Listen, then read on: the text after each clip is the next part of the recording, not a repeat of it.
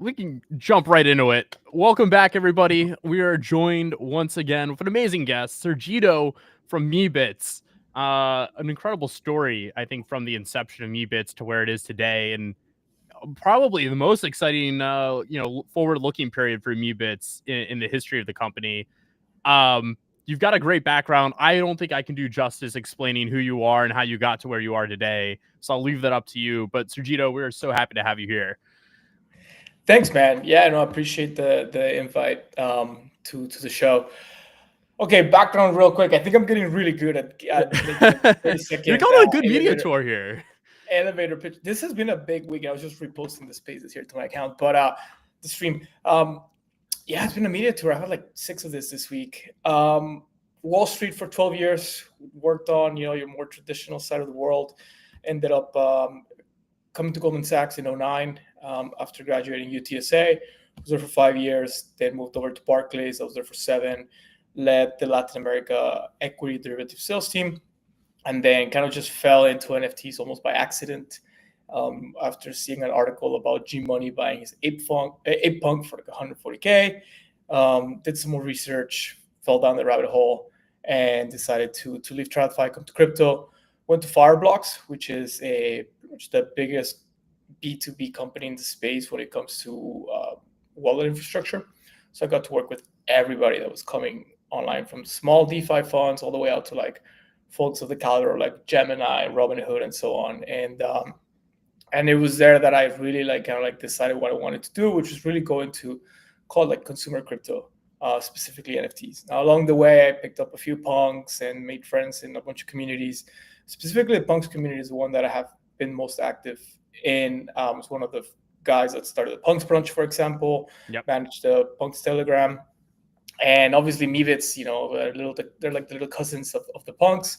Fell in love with the traits, the depth of the collection, the artistry behind it. It's probably like the lone voice on Twitter saying, "Hey, this is great art." Yeah, for sure. I think people misconstrue you saying something's nice with that going to go to like $1 million. And people are like, "Oh, you're so dumb. Like, this thing's never pumped." Like, I bought them because I like them. Like, I like the Meebits first individually. And so I've always really liked them. And that's what I was always pitching. Anyways, December, obviously you guys really just focusing on its core properties, the club, other side, Ape Chain. They gave me a call. We had a professional relationship. Gardner called me. He's like, "Do you want to buy the Meebits?" I was like, "What?" But he was joking. And yeah, pretty much called my friends at One Confirmation. They were on board from day one. They're like, "We'll put up the whole round. That way you don't need to make any additional calls." We didn't want it to leak in the market. And then took a couple months, paperwork, lawyers, all that good stuff. And yeah, we announced on Valentine's Day, which is really, really funny. We didn't intend to announce on Valentine's Day. Actually got delayed a couple of weeks because of legal stuff. It was the 4-year anniversary of me buying my first punk and coming into Web3. Yeah. Wow. Poetic. I mean, it's interesting. You really got your start with Yuga, or not with Yuga, with Larva Labs, and it's kind of come full circle to you owning an entire collection from Larva Labs, which is, I think, like, that's like up there. That's like, I don't like, that's like becoming the president of a country. It's kind of crazy. Maybe that's a like overblow, but like that is like one of those like, how do you end up there?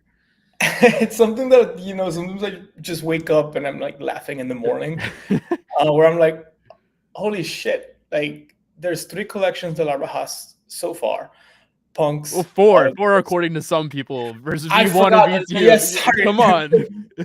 No, 5 then, because we have the V0 CryptoPunks. Sure. Which are the Nakamigos, which we love. Yep. And then the V1 punks that are the real punks on chain. Nobody can ever debate that, yada, yada, yada. And then, the lowly cabal-driven crypto punks that are super expensive for no other reason than just, rich people playing rich people games, I guess. And then the lowly Meebits that have been, Meebits are like Harry Potter, I think. Or like, I don't know if you read Ender's Game in high school. Sure, yeah. Okay. They're like, the little guys that could, but didn't really get their chance until later, right? Like Harry lived under his uncle and aunt's like pretty much stairs in like a little small makeshift room. And it wasn't until later on that obviously everything happens and people realize who he was, and he discovers his own potential.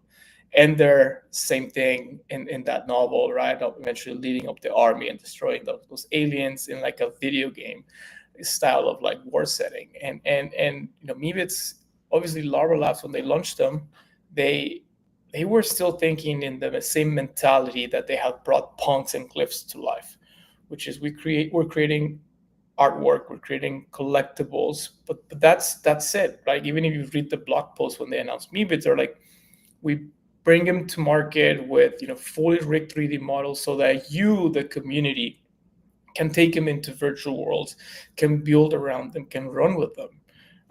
That was kind of like the social contract back then, more from like the art side, right? Even like People, for example, right? When he sold the 5,000 days, he didn't sell it with a roadmap. He was like, whoever buys this, gets to do whatever they want with it, put it up, whatever, right? Nobody was like, well, when are you dropping like the 5,000 days companion collection and airdrop it to me so I could make money? And obviously that all changed. I think Yuga was an incredible innovator by creating the concept of utility, NFT airdrops, roadmaps, activations, and really community building around the club, which is amazing. I know you were a big part of the community early on. And from there, Meebits just kind of got lost because Larva did not set out to they're an artist studio. Like, they're not set up as a company. It's managed on. That's it. Like, they don't really have any other people, and they didn't intend to like set out that way. And so the toxicity of the space in late 21, early 2 led them to, obviously, right, Yuga came in with a very nice offer, and they were able to exit into a company that they thought had the right intentions, and they did. Yuga had the right intentions, and you can see with the development that they put into Punks, and almost with what they didn't do with Meebits. I don't think they ever felt that they had the capacity or the bandwidth to really deliver for Meebits the way they deserved. They did a lot of stuff behind the scenes. They re-rigged all the 20,000 models so they're compatible with Unreal Engine and put them into the other side. It's pretty cool. Like, a lot of like the content we put out now from the account is using those models that are a little bit more fluid. Right. They made Metropolis, which is like its own standalone island. On the other side, if you think about how intentional you has been about the other side, from the swamp and the clubhouse and everything, right? The fact there's a gigantic Metropolis island there that is all Meebits related, all the billboards, there's like Easter eggs, inside jokes. We're working on the others on Metropolis ourselves, and so many cool things that we discovered they put in there that, given the market, they didn't really get to explore. And so Meebits once again went back under the staircase to hibernate. And so it's an incredible opportunity to now really be the Hagrid and deliver the letter, or I guess pick them up. The letter got delivered by the owl, and be like, hey, you're actually like an incredible collection with an incredible provenance that is set to do a lot of really big things. And so it's funny, it's weird, right? I went from being like a freaking leading a sales team in a global investment bank to now leading a community of 20,000 voxel figurines. But it's the most fulfilling 6 months that I've had professionally.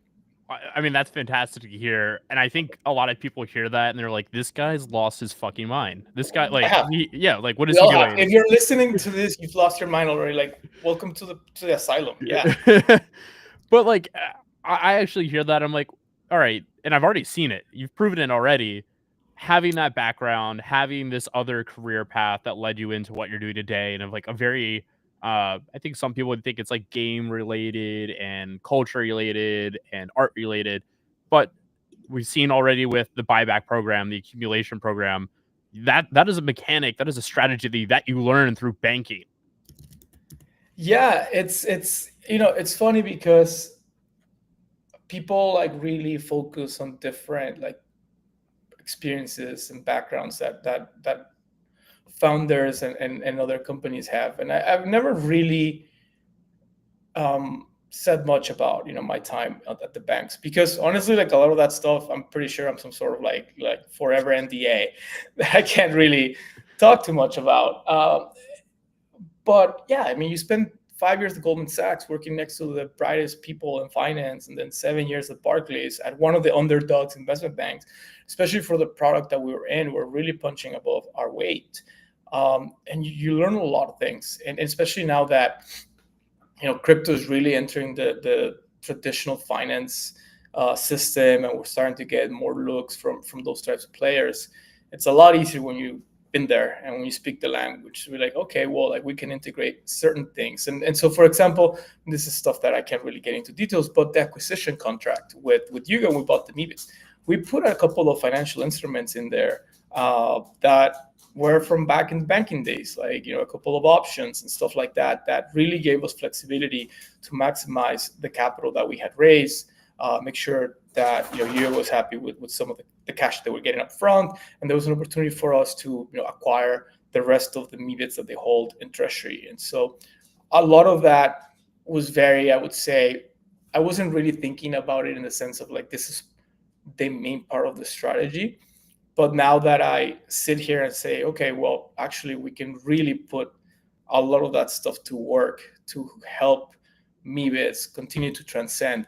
Like, yeah, let's fucking do it. Why not? Like, I have the experience. I've done this before. I have the know-how, and so, yeah, I think you'll see a little bit more of that coming through. I don't want Mibits to be about me though. Like, it's because it's not about me. It's about Larva Labs. It's about the art. It's about the community.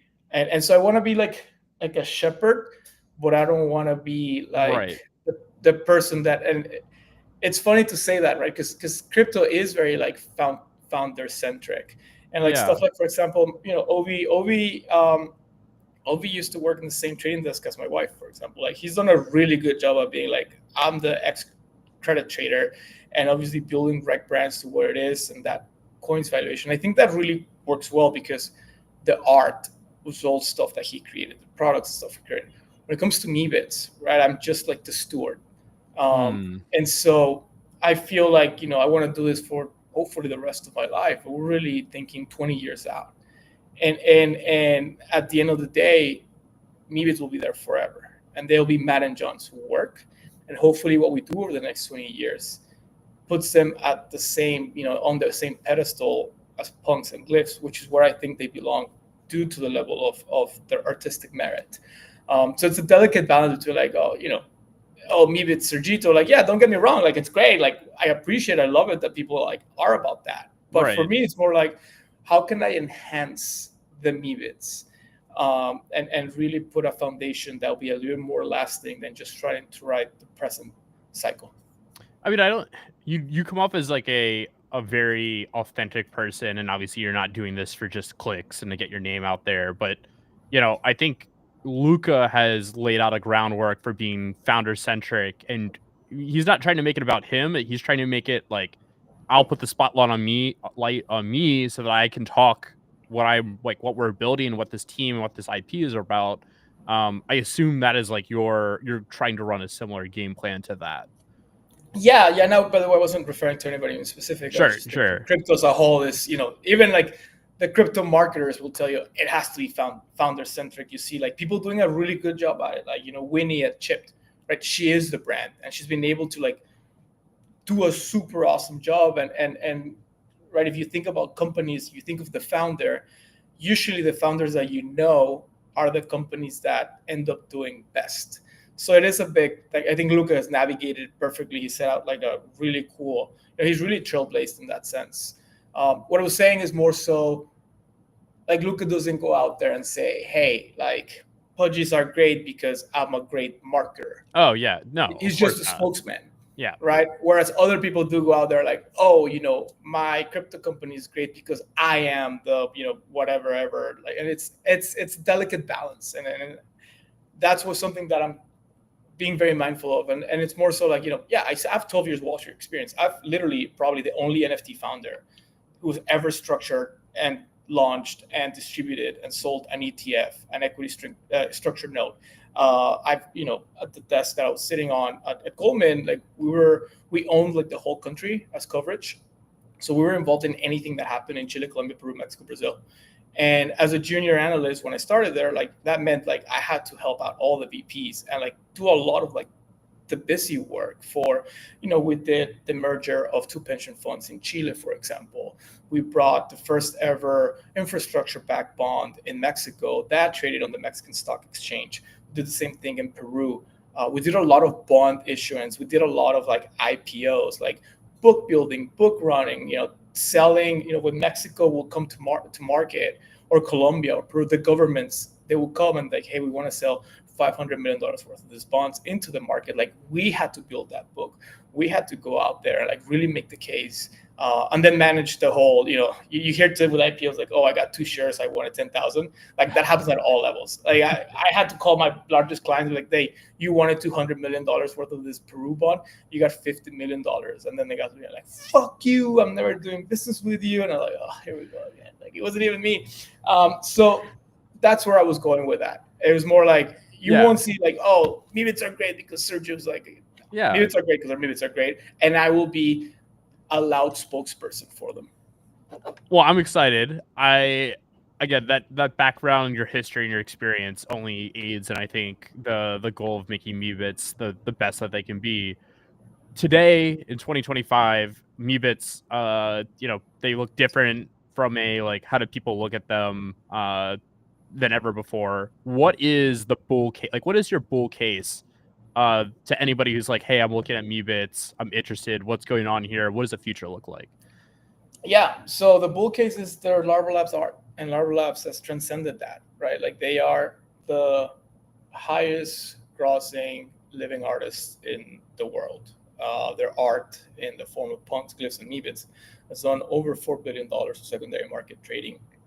Their work sits at the Whitney Museum, at the Pompidou, at the LACMA, ICA, Toledo, and a few others. I'm sure places like the MoMA and those are like a year or 2 away. It's clear that it's not just punks, it's not just glyphs. It's really Matt and John's avant-garde approach to art and technology. Right? They're technologists first. They worked at Google. They did Androidify. Like, I think their track record speaks for itself, and the fact that MiBits were forgotten because they came to market at a time of paradigm changing approach to collectibles. It doesn't take away from the level of art that is involved in this. And also, MiBits kind of fall into this category of like PFPs. I call them character IP overall, like Pudgy's, Apes, Punks is character IP. But the reality is MiBits are like digital sculptures, right? Like, one of the things that afflicts us, it's a very diverse collection. And so we don't have a collection that really reflects the demographics of the space. Some people will spin that as like, oh, it's because the space is racist. No, not at all, right? Like, it's because the space is, a certain group of people. For the most part, it's like, males in 25 to 35, right? And so there's a lot of like darker skinned MiBits, there's a lot of female MiBits, and so those tend to fall on the floor. And obviously, because people like the biggest PMF for character IP NFTs is using them as a profile picture. Right. Of course, if I'm a dude, right, I'll rather wear a penguin, a monkey, a bird, a Vibe from GBC than a female. Or like, I have some incredible MiBits, but they're like blonde guys. Like, I'm not gonna wear a blonde guy. Like, I'm black hair. You could dye your hair. I could. I did. I dyed right back then in high school for like a hot week. But anyways, my point being, like, it affects the collection a little bit. And so what we're trying to do in like the bullish case is that these are digital sculptures, right? If you go to the house of a collector that has a Botero, or any other famous painters, right? They have like portraits of like naked women.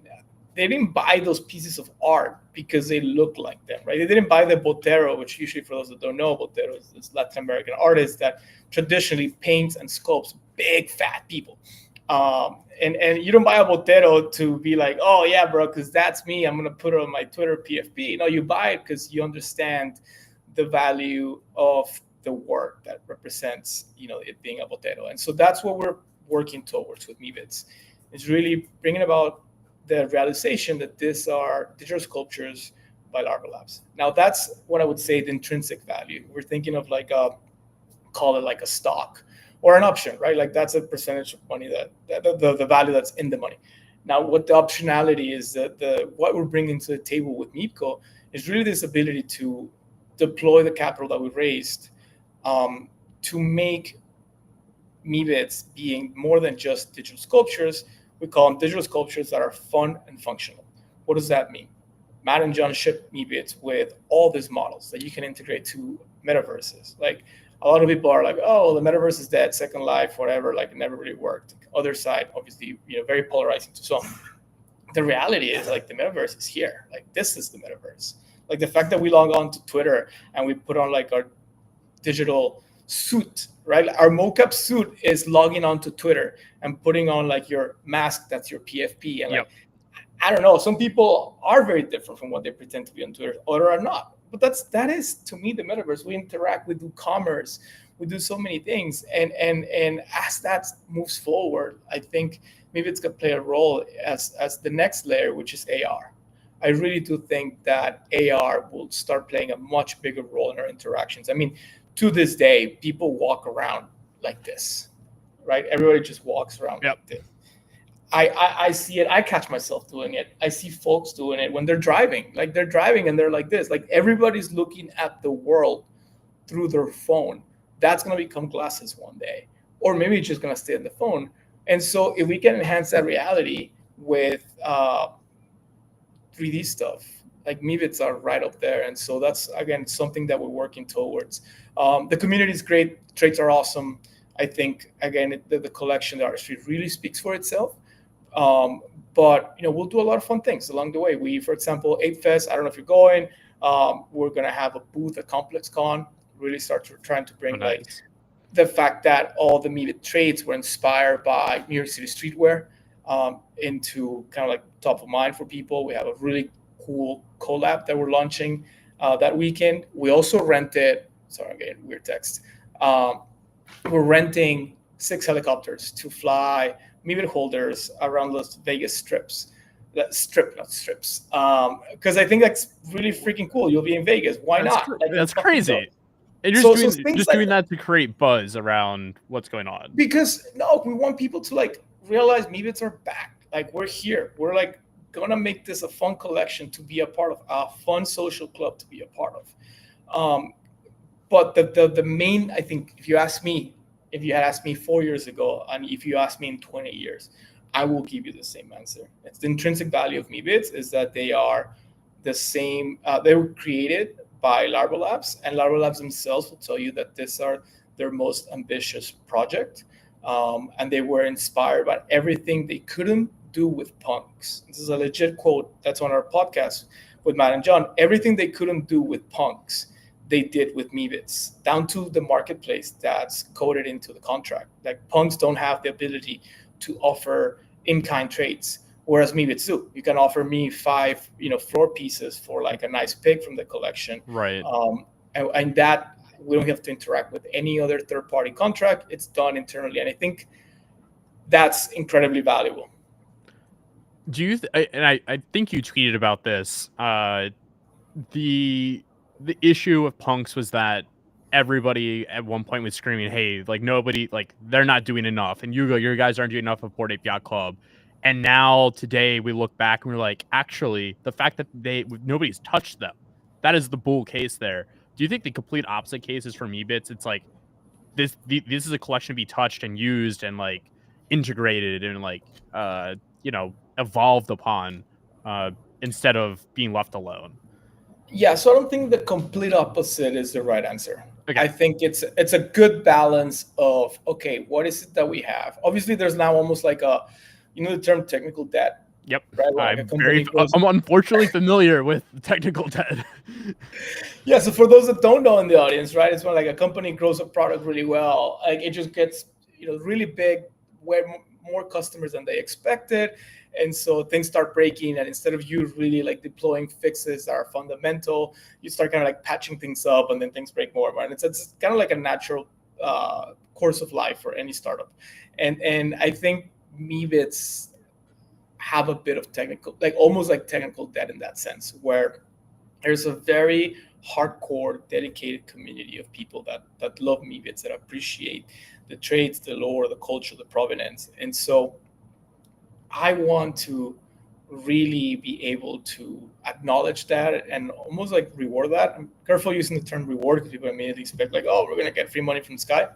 No, more really, but like, I was one of the loudest community members. I hold well over 50 Meebits myself. Like, I think it's pretty cool to have somebody like really taking the charge in developing like what I've always thought about Meebits. Like, collections do need help getting into the games, getting the merch developed. Like, can communities do that? Yeah, and you have some communities that are really good at doing that. But for the most part, you definitely need a team driving the boat. So my goal is to do a really good job at that, kind of like fixing the technical community debt, fixing the lack of awareness as to what Meebits are and how valuable they are because of the art. And in 5-10 years, being actually able to see Meebits exist without us like really having to be there tweeting from the account every day. Right. Kind of like punks. So it's more like punks is a bit of the long-term goal. I mean, punks still have stuff like there's the punks brunches, obviously Node Foundation is building a museum. Yep. There'll be a couple of fun things along the way. And Yuga did some stuff. They did the books, Avant Art prints. Books are great. Continue to support the branches, right? So yeah, my goal is to be like punks, but in between now and then, we have to do some work, and we'll do the work, and we're having a blast doing the work, which I think is the best part. The work right now seems like it's mostly awareness and distribution of what the brand is, and it's under new stewardship. You guys did again the accumulation program for being able to trade in 3 floors and get maybe a different Meebit back that you wanted. I think you guys ran a bits program where there was like a little bit of I think that was like an actual rewards program in some sense. Yes, so we have all that. I'll give you like a little summary of the stuff we've done. So the first day we announced the acquisition, we had already signed a partnership with OpenSea. We're one of the first partner collections with OpenSea. We got XP about a month or a month and a half later after that. We did an airdrop of AI art by Noper, which is an incredible artist. We partnered with Fellowship to do that. We did 3 different editions that were themed about celebration in Metropolis because we were celebrating the 4th birthday of Meebits. We did a full integration with Player Zero, which is a Web3 gaming development platform. They have a bunch of web-based games that are really cool. Traditional games, fighter, shooter, endless runner. We integrated all 20,000 Meebits to 6 or 7 of their games. So you can go in and connect your wallet, and you can play as your Meebit as in the character of the game, which I think is really, really cool. Like, we had game nights, and I'm not good at games, to be honest. I've got killed all the time. But it was really fun to see my Meebit running around trying to shoot other Meebits. And we did a gaming wearables drop.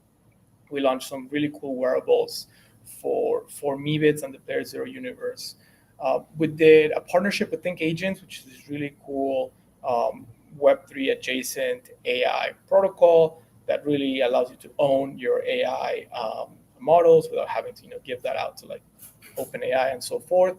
Meebits are going to be part of their UI, and down the line, you'll be able to connect your wallet and see your Meebit as your agent.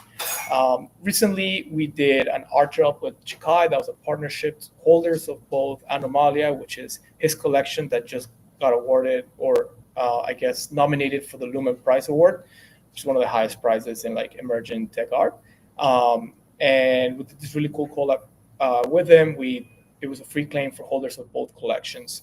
Bits is a reward program that we have ongoing that allows people to pretty much raise their hand to align with what we're building at Meebco. And so we give you bits every single day that you hold a Meebit. And then there's other ways to earn bits. That's either by trading Meebits on OpenSea, because that honors royalties, and we take a very small 2.5% royalties. All of that is stuff that we're investing into the ecosystem. Or later participating in like some of the merch drops that we have and so on. And so the idea here is obviously, a lot of Meebit holders, got their Meebits, never did anything with the collection. They're just sitting there. I think it'll be a little bit unfair to eventually down the line, if we do decide to go the way of like a bigger reward or something like that, to give people the exact same, I don't want to be using the right terms, but like, if you've been with us, you've been riding with us since February of 2025, and you've been participating, and you've been like, if you're a trader and you trade on OpenSea, that obviously helps the company. if you've been active in collecting the drops that we've done, if you enter the community, we can turn on like social media stuff, and maybe we'll do that down the line. Then I want to make sure that you're rewarded, as well as if you've been holding, right? I think there's value to all different types of personalities or roles that people play in the ecosystem. So we built a program that it's pretty much very low key, because that's the way I am, but it's taking into account if you're holding, if you're collecting. It will take into account like if you hold a pig, for example, versus a human. And again, if you're engaging with us, there's an opportunity to get more bits. And then the last thing I would say is, I'm forgetting something. Oh yeah, we have two UGC platforms. Meepcam, which was built by Wendell, which is a punk, a big member of the Meebits community. It's a mobile-based app. You go to meep.cam, and you can access all 20,000 Meebits. You can create GIFs with them. You can create videos, animations. The V2's coming out is amazing. We've been testing it. He's awesome. We appreciate so much the work he's done. And then we did an integration with Dashbo, which is Rita's from the Jeeps community. Yep. You can connect your wallet, and then again uses the platform to create renders, UGC, a bunch of different backdrops and so on. So we've done. I mean, you just named off a list of things. You've been busy since February. Yeah, we love these things, right? And so we were like jumping at the bit to go and develop the Meebits, but it's all with the goal of like again getting the community engaged, getting people excited, and this is what opens eyes to people to go. And it's happened. I've had friends who are like, dude, you were talking about Meebits forever, and I finally, since you have, okay, finally, I went and take a look, and I fell in love with like the tie-dye t-shirt. I fell in love with like the fully suited Meebits. I fell in love with the pigs. I fell in love with this story. I heard about this. And so this is really what helps us, I think, kind of like transcend. We're just 6 months in, right? And I think I will rate our job as, we've done a really good job so far. Obviously, there's things that we could have done better. But we're very upbeat about the reception we've had in the community, and just like the stuff that we announced, people are excited for. And then we have a few more things coming the rest of the year that I'm thrilled about, and I would love to. I can't wait to see how people react to them. But it's it's pretty cool. Last thing I'd say, the upcycling program that you've alluded to before. So that's going to be an ongoing thing. What it is so Meepco owns 800 Meebits in our treasury, and what I want to do is grow that number to 2,000 down the line, and I'll get to the why in a bit. But what the upcycling program allows us to do, remember there's a lot of Meebits that don't really resonate with your traditional participant in Web3. We have a lot of really cool Meebits that probably will never see the day of light, the light of day. And they will, but you could trade with those for them. And so, for example, you can offer us via the smart contract marketplace that's built in by Larva Labs. Our first trade was on Monday or Tuesday. Somebody offered us 6 floor Meebits for an elephant. Just yesterday, 2 days ago, Raul Powell, Yep. He offered us the equivalent of 15 floor Meebits for a robot. So he just gave us the ETH. We set the floor and gave him the robot. We did a couple of other trades, which was like 2 floors for like a nicer human Meebit. And so through time, right, let's say I own 800, we own 800 Meebits, maybe 300 of those are like really, really attractive Meebits that people want. And then if you average in the rares, the robots, the elephants, and so on, if I can get 3 floor Meebits in exchange for 300 of the Meebits that we have in treasury, we're going to remove, 900 Meebits off the floor, which is substantial, considering there's about 350 Meebits listed at any point in time. I'm going to increase my position by 600 Meebits net, and I can get closer to my 2,000 Meebit goal. Now, that's pretty cool in itself, right? Like if you have a couple Meebits that you don't like, or maybe you want a Meebit that we have, you can go and make us an offer either directly through the marketplace. It's just ETH. You don't have to go sweep Meebits yet. I don't want you getting stuck with like floor Meebits. If the trade doesn't go through, we do one trade a day. And then if we do take your trade, we'll take the Ether and sweep the floor. Or you can just offer us the Meebits that you have. It's going till September 7th because it's a beta. We're working on a brand new website for Meebits. And so we want to integrate everything that we learned from using the marketplace through this. But the goal is to get to 2,000 Meebits for the Meebits treasury. Now, the why, this is where I put my financial hat back on. 2,000 Meebits. My goal is to have, let's say Ether goes to call it 10,000, and just very low key Meebits go about to mint price, right, which is 2.5 Ether. Yep. That's $25,000 per Meebit, which sounds low in a world where punks are trading for, they're going to be by $500,000 then. But let's play with it. $25,000 on 2,000 Meebits. That gives me a treasury of $50 million. Now, there's a TradFi bit for crypto assets, and being able to offer a treasury of $50 million worth of those assets. It's the same asset, by the way, so you get pure play exposure, either through like an acquisition vehicle or spinning that portfolio into like a fund or something like that. I think it's going to put Meebits very much at forefront of that innovation that's going to come, where we're putting digitally native assets into more traditional vehicles. We've had one, DAT trying to build like a treasury of punks and squiggles, and that's great, but they swept like 10 million punks and they like ripped up face up. Like the floor price went up a lot because of that, right? You can't collect $50 million worth of punks without tripling the price. But if you at some point want $50 million worth of Meebits and we've reached the goal and the price targets, it's a very easy way of doing that, and that's through Meebco itself. And then having a business, a revenue-generating business with a community and so on, I think it's going to be a very interesting proposition. So that's the why. It's really like a triple point strategy. It's taking Meebits that are not desirable today off the floor, putting better Meebits into the hands of the community, and then 3 really is just helping us build our treasury so that we can provide an alternative vehicle at some point for folks that want to have, NFT exposure to tokens by Larva Labs, which is again our secret sauce. You can never take that away. There will always be Larva Lab assets created. Whatever I do, never is going to take away that. Yeah. The interesting thing here is there's been an idea throughout that has been very clear, and I think it's become clear on like the meme coin side. Teams owning supply is very, very important because it opens up all these things that you can do with that supply. In your eyes, it seems like you are not thinking traditionally of like, oh, like we'll have this here and like, if we want to sell some of them into bids, we can. You're thinking, okay, now this is a vehicle for acquisition, or if from my background of Wall Street and Barclays and Goldman Sachs, I know how to spin up or talk to the right people and do something that's never been done before, and actually put Meebits even on a bigger stage with bigger capital and bigger players. Precisely that. Like we're gonna try different things. I think it's going to be a novel approach. Again, I'm not committing publicly to it. God knows what's going to happen over the next few months, year. The market might not be there by the time we finish collecting 2,000 Meebits. But Meebits are timeless, and obviously our company is well capitalized, and so we'll be around. And yeah, my goal is to eventually really put what I learned in 12 years on Wall Street and what I've learned in 4 years of crypto, both Fireblocks, and I had a startup last year on the social media side, consumer crypto side, and Meebits and the community building stuff together. Because I love Meebits and I'm doing it because I'm very passionate about Meebits, but I'm also an ambitious guy, and I think crypto can really change lives, and if that is the lives of the Meebit holders in our community, then hell yeah, that's a big priority as well.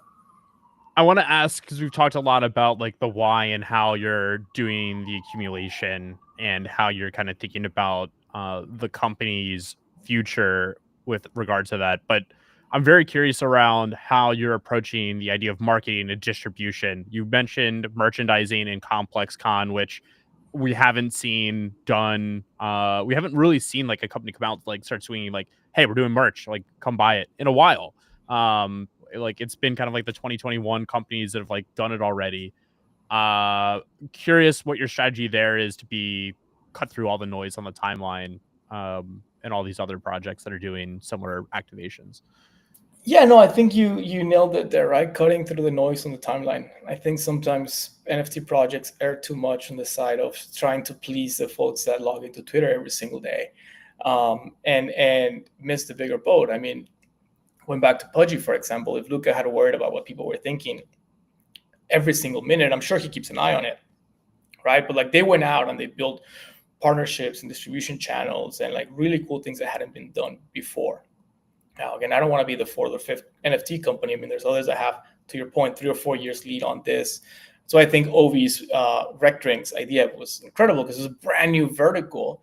And there's so many product lines out there, so many things that you can go after. And for us, it's going to be that marriage of high-end collectibles and art, right? Like think of the people that collect the cost pieces. Think of the people that collect, even like the more traditional IP, right? You can have Pokemon collectors, but then there's a different class that collects the Arsham Pikachus. Sure. Very different. Very, very different. And so, yeah, we've experimented with some things so far that are in the works. Obviously, physical merch takes a lot of time to produce and get to market. We did a collab with merch. Shout out to Colby and her team. That was pretty cool too. And it's more like us experimenting into like this types of things. I think medium to long term is more like high-end collabs with artists that can help us bring Meebits like to life. I mean, I have a lot of like little 3D printed Meebits and figurines here because we've been testing a lot, and we're in conversations with a few artists to like create physical pieces, both display pieces for like galleries and shows, but also stuff that people can acquire in a limited quantity for their own personal collections. And so for us, that's the plan. It's really going like towing the line between art products and high-end collectibles rather than a more mass market approach. Again, I think Pudgies and so many others, well, not so many others, and a few others that have done so well, incredible, it's amazing, and it's awesome. Like we've learned a lot from watching them. My goal was more like the MoMA design store. And the why is because they're art pieces, but they're also like it's a route that has not been explored. So yeah, let's go trailblaze that and see how we can do it and see what happens. I could see Meebits in the MoMA design store 100%. Like that they would fit. They fit. Yeah, totally. Make that happen. I want to walk in there and be like, I own one of these. That would be so cool. I love that you guys have been posting more and more like animations of Meebits. It brings them to life, and I think that Meebits were, in my eyes, a little ahead of their time. The same way I think you can make the argument that like Apple Vision was a little bit ahead of its time. It doesn't take away from it being at the end of the day a good product. It just there wasn't product market fit at that moment.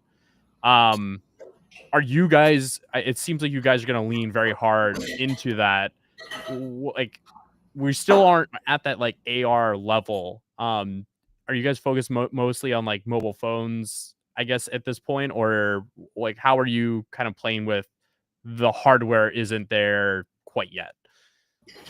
Yeah, so I mean, first of all, right, the UGC stuff I think is important.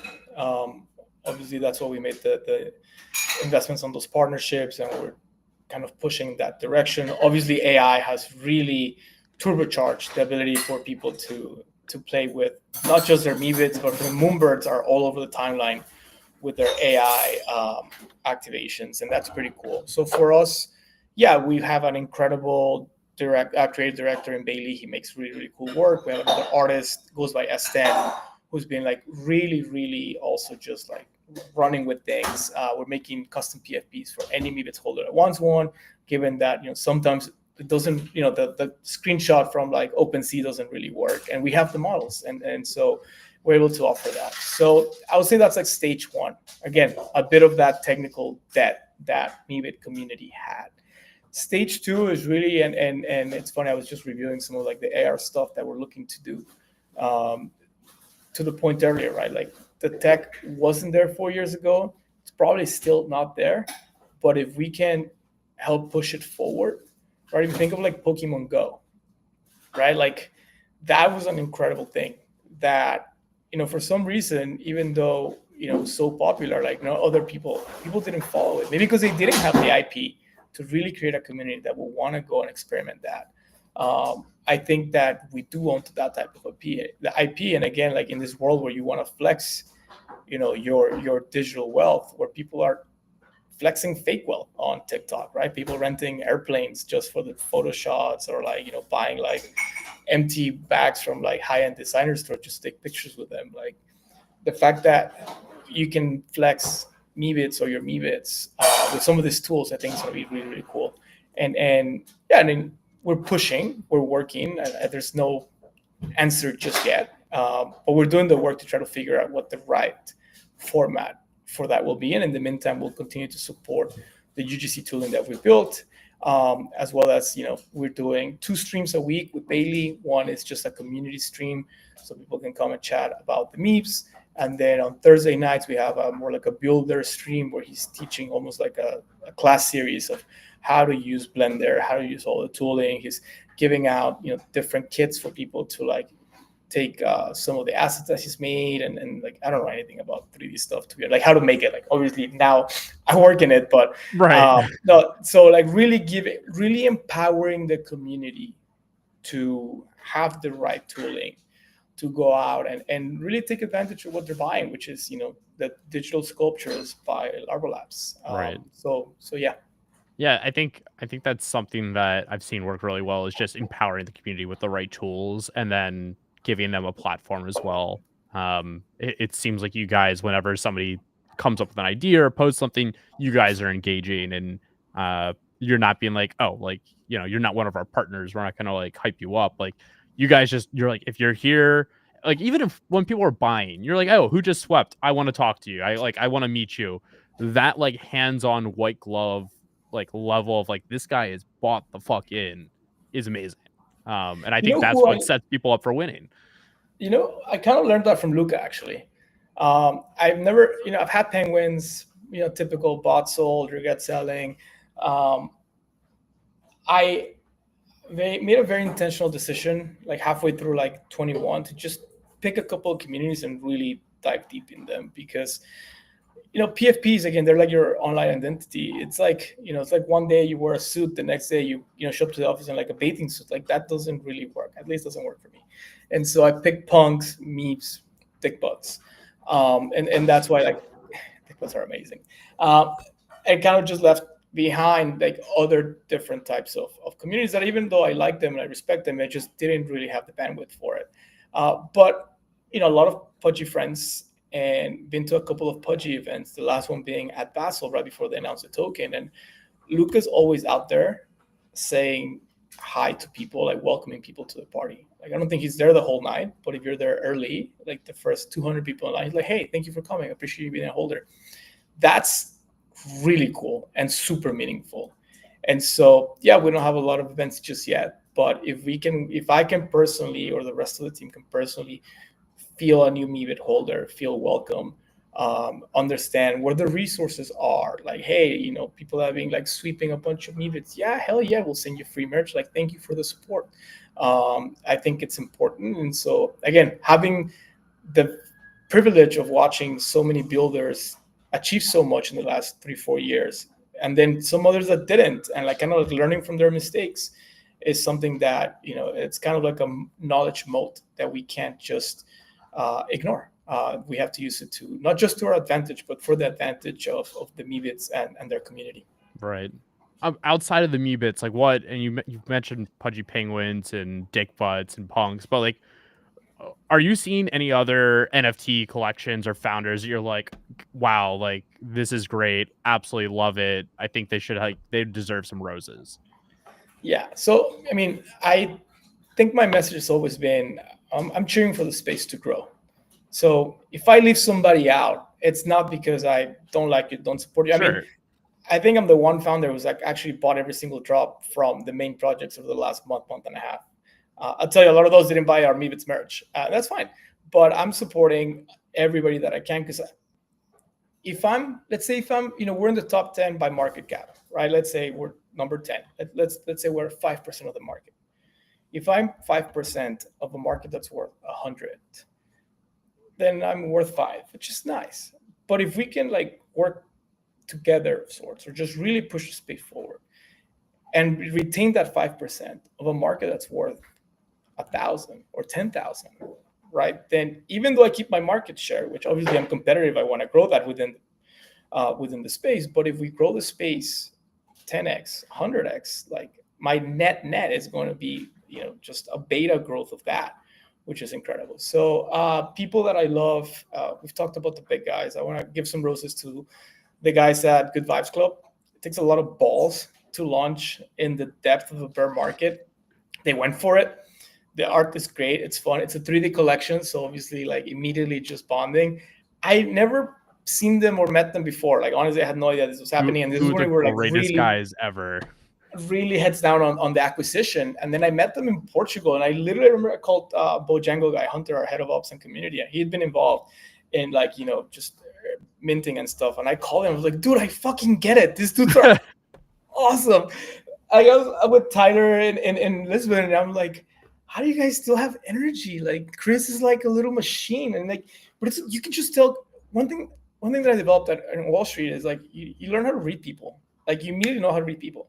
And I was like, I love these dudes, archetypal people.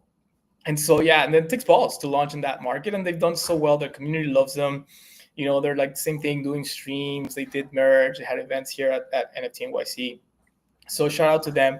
Another team that has never stopped building is Chimpers. Timpers is an incredible artist. I tried to buy one of his one-on-ones early on.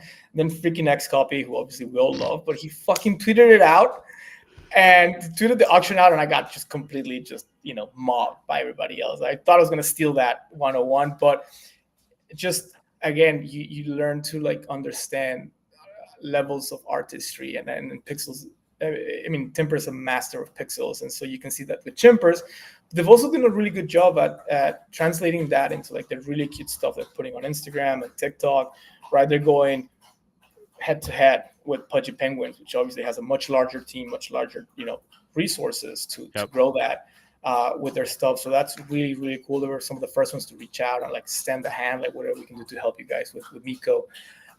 Those two teams are the ones that definitely, for me, it's just like, that's awesome. Like, it's kind of like, I don't want to say the little guy because they're not little, but like almost like the underdog story, right? But they've never given up. They've just like, I mean, I think there's something to be said because we've seen a lot of people that have just taken punch after punch and have gone through the bear and like, and it's not easy to survive in this industry. It is not. I think people think it's like, oh, just launch some art and like, your community will turn on you very quickly if the vibes aren't good and you're not actually showing up every day. They have shown up every single day.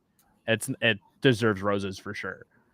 Yeah, no, I love those two teams. And obviously, like, there's a lot of other teams. Again, shout out to everybody that's still here, that's building.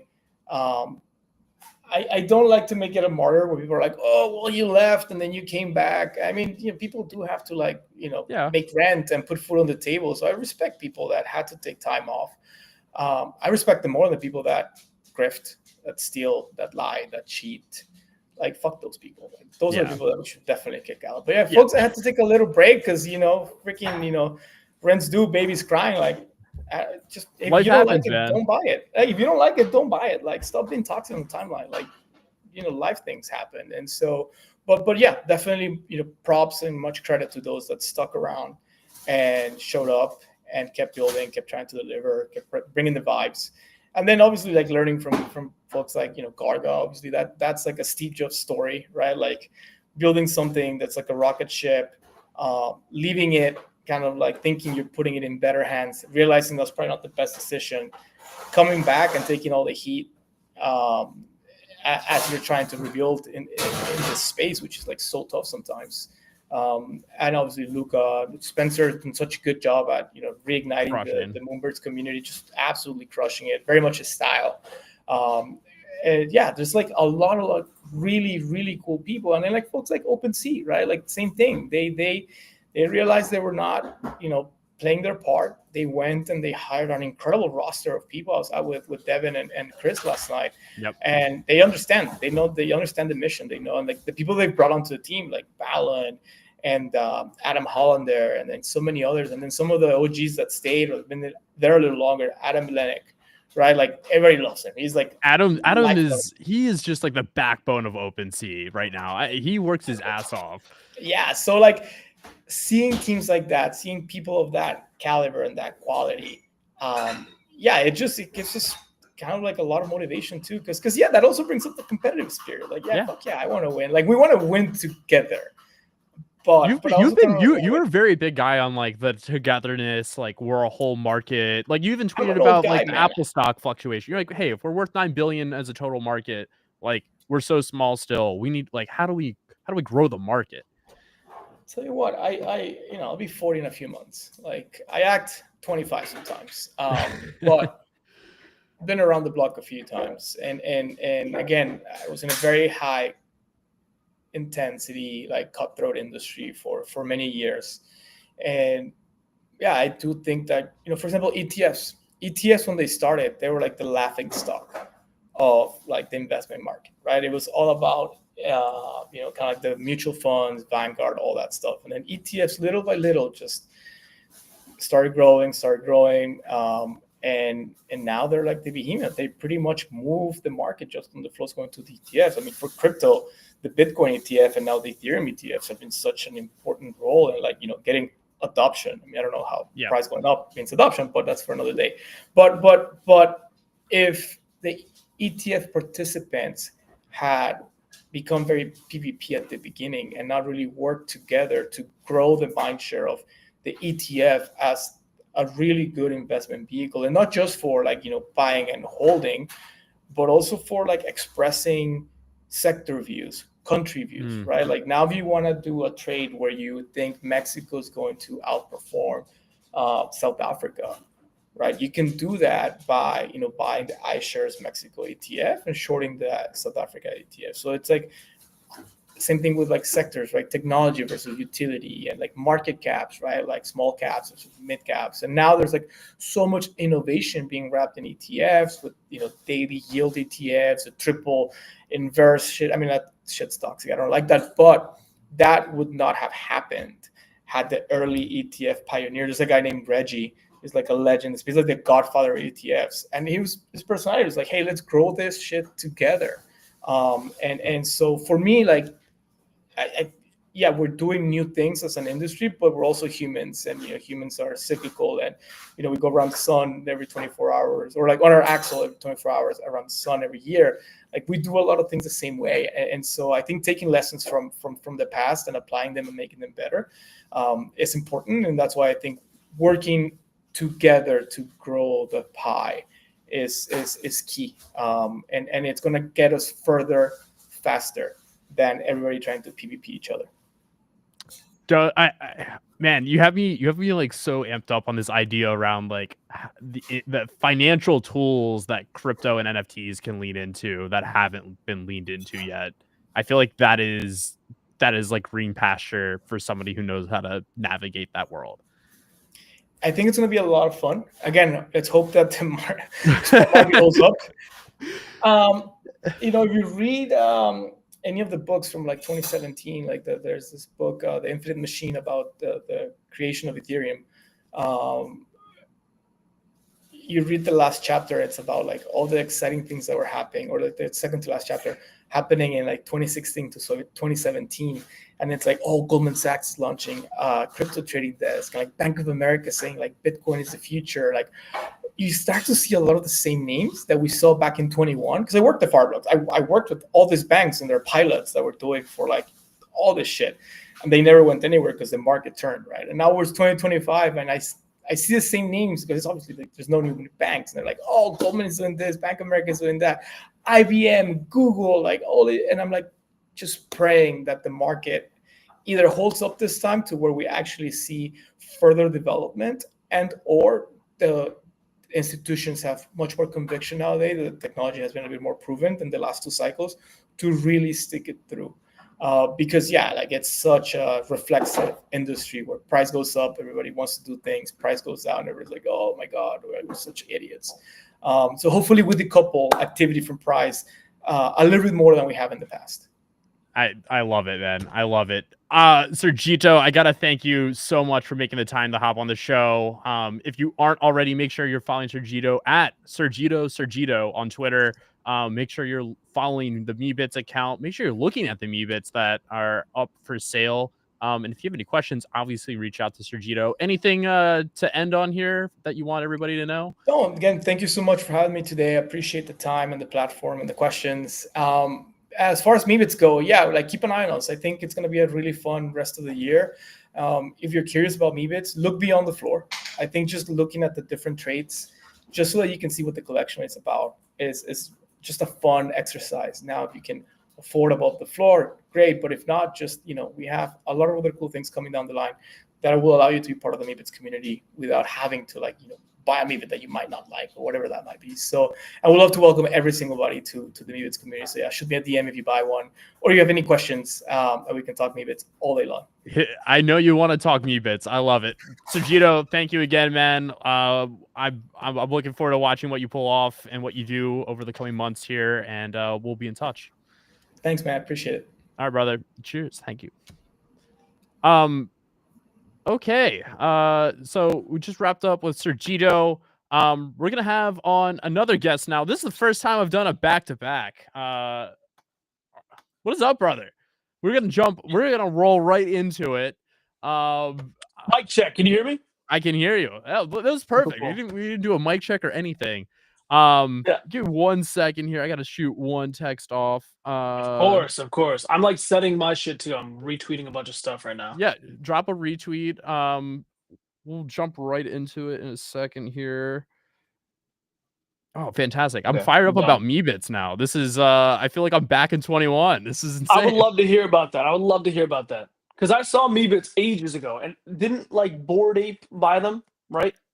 Yeah, so the whole story here is Larva Labs launches them, they sell out. Then the Yuga acquisition of Meebits and CryptoPunks happens. Community is like, hey, you guys aren't doing, you're doing some things, but we want more, we want that. Yuga then is at a point where they're like, hey, like we need to focus on our core IP, and then they reach out to Sergito. Sergito's like, yes, I would love to buy it, and here we are today with a new owner of Meebits. Which wait, he bought the whole thing? Like he acquired he bought the whole thing. He is the owner of Meebits, which it's like insane. Like to own a Larva Labs collection is like, in my eyes, it's like the holy grail of what you can do in crypto.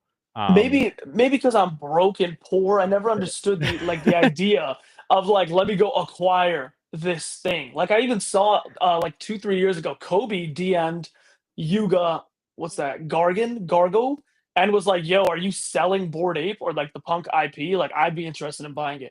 I'm like, who are these people that you're even able to have that conversation with people and be like, I'll buy your entire thing? Yes, that's like multi-milli buyout, you know? Yes, tens of millions up towards 100 million. I forget what the Punks, if anybody's listening remembers what the Punks and Meebits sale to Yuga was. I don't even know if it was public. I don't remember. I want to say it was like 350 mil. $350 million? I think so. I can't, maybe I'm way off on that. It was either I think it was over 100 million, I think. I believe that. No, that makes sense. Anything from them, like you said, like it has to be expensive. But like anything NFTs, whatever you were talking about before as well, I'm always interested. Because like when I joined crypto, it was at the tail end of NFTs. And like I didn't make any money, but it was cool to see it happen, you know? Yeah, I mean, in the middle of it, making money was even more fun. But I guess from the outside, it's you're like, holy shit, what's going on over there? I wish, I wish I made it. I wish I was making money. I joined crypto at like $200 fucking, and then Ethereum was too expensive, so I moved to Solana NFTs, and I didn't do too well because I just didn't know what the fuck was going on. And then everything went to shit, and Solana went to $8. I was like, I had nothing. But you're here still, and that's what matters. That's what matters. Somehow. Well, I want to jump into it with you because we've never communicated before, besides me seeing a video of you on the timeline, which I mean, that's how every great friendship starts in 2025, I feel like. But you clearly have a hunger to get into the world of DeFi, and you had a problem. And I think what every great founder or what every great startup starts as a like, hey, I have this problem, I want to go create a solution for it. Oh wow, I made something that I love. I bet you others would love this. Here's a business. Walk me through exactly what led to you launching Kamai. Okay. Yes. So what you're explaining, I think, is the usual route that people have nowadays. Before, I think it was different, where people were like, "Oh, this like," and maybe like a boomer, older millennial aspect to this was like, crypto is such an interesting thing, and us as people with like old money, we should do something in it. But now it's like people like our age, Zoomer type people, who are like, "I've been indulging in crypto, and now maybe I should do something," as someone that doesn't have like VC type beat funding behind it. So the idea of Kamai came from like I like kind of traded pretty well. It's not really because I'm not a good trader. At like 220 Sol, I stabled a bunch of money, and I was like, okay, I have a lot of stable coins. I was like, where do I put these stable coins? Because like religiously in like Islam, you're not allowed to do anything that is interest based yield. So like Right. Sharia compliance, and you go to UAE, like Dubai, Indonesia, Pakistan, Malaysia. A lot of these places, like anything with interest based loans or whatever, it's like, no, you just can't do it. So I was like, where I wanted to put it in lending, but I'm not allowed to do that. That's like the easiest place for you to get yield on stables. So I had to look for alternative yield sources on Solana and Sui and Base and wherever. And I found a few. And then since I used to work at the Sharia compliance startup, I used to live in like Abu Dhabi for like 6, 7 months. Oh wow. And yeah, it was really fun, beautiful country. And when I was there, or city, beautiful city in a beautiful country. And then when I was there, I like started reading a lot about like Sharia compliant stuff, like how finance works in Muslim stuff or whatever. And then I became somehow that like guy that talks about that topic. So when I started sharing my alternative yield sources, I found a bunch of other Muslim people or Christian people, Jewish people, whatever, that wanted to interact in non-lending interest-based yield. I became that guy. So they're like, bro, share this with me. And then I was like, okay, I started tweeting about it, well, like 6 months ago, or maybe 8 months ago, something like that. And then more and more people were interested. But then I was like, wait, is this that fucking point? Like you always see like the YC Combinator bros, Alliance DAO bros, these really smart startup SF guys. They're like, then I was like, wait, why doesn't someone invent something that does this? And I was like, oh shit, I think I just had an idea where it's like, why doesn't this exist yet? And that was the idea of Kamai, where it's like, there should be, in addition to lending based interest, if you don't care about that, there should be alternative sources of yield that I can pop long-term assets into, like stablecoins, that just does it. Whatever the highest source on Solana is, go get that and do it. I don't want to manually have to like move it. And that's where the idea of Kamai Finance came from. Wow. What is your background? I mean, like, what is like from technical to where you are today? Yeah, that's a good question. Okay, so traditional finance, I was in marketing. I started off in like TikTok, Instagram, fashion stuff. I used to model for like 6 years, from like age like 16 to like 21 or something like that. And I didn't make any money. Again, I'm gonna tell you again, I didn't make any fucking money doing that. I had some clout. I had like 100,000 followers on TikTok. Again, didn't convert to any sort of finances. I was fucking broke in college, broke in high school, whatever, doing this shit. But then I started a this is where I learned traditional finance, traditional marketing, right? Like this is how I understood TikTok, Shopify, dropshipping, blah, blah, blah. I was like, okay, I understand this. Then I found crypto when I was working at a different startup I was in, which was a COVID-19 testing business. I started this company. It was really interesting. At the tail end of COVID, once again, I wasn't quick enough and I didn't do this when it started, only when it ended, just like when I joined crypto. And we had like 10 brick and mortar stores around the US where people could come into and just get COVID tested. And whether it was like for work or school or travel, you come in, you get a COVID test, and then you leave. And we would get paid like per test. I was like 20, and we had like 25 people working underneath us, which was very interesting for me. Because when you're 20, you're retarded, right? So I was not the guy I am today. Even if you think right now something's off, back then was worse. So I remember it was so funny because like this like woman worked underneath us. She had a kid. She was like 40. I had to yell at her this one day because she kept smoking at the job or some shit. And I was like, I don't know how to yell at people. This woman reminds me of my mom. I can't do this. But to go on, there's like too much stuff. And then I found crypto when I was towards the end of this like startup that was in with the COVID stuff. I was sitting at this. I fucking hated it so much, man.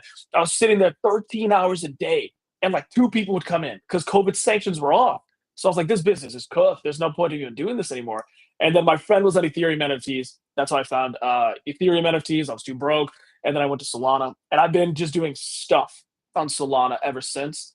And like, thank God. Because like I feel like this is it for me. Like I don't know what else I could be doing other than this now. I mean, I feel like that's a journey that a lot of people can relate. Maybe not the modeling and the, yelling at ladies at your job. I think some could, but she deserved it. She deserved it.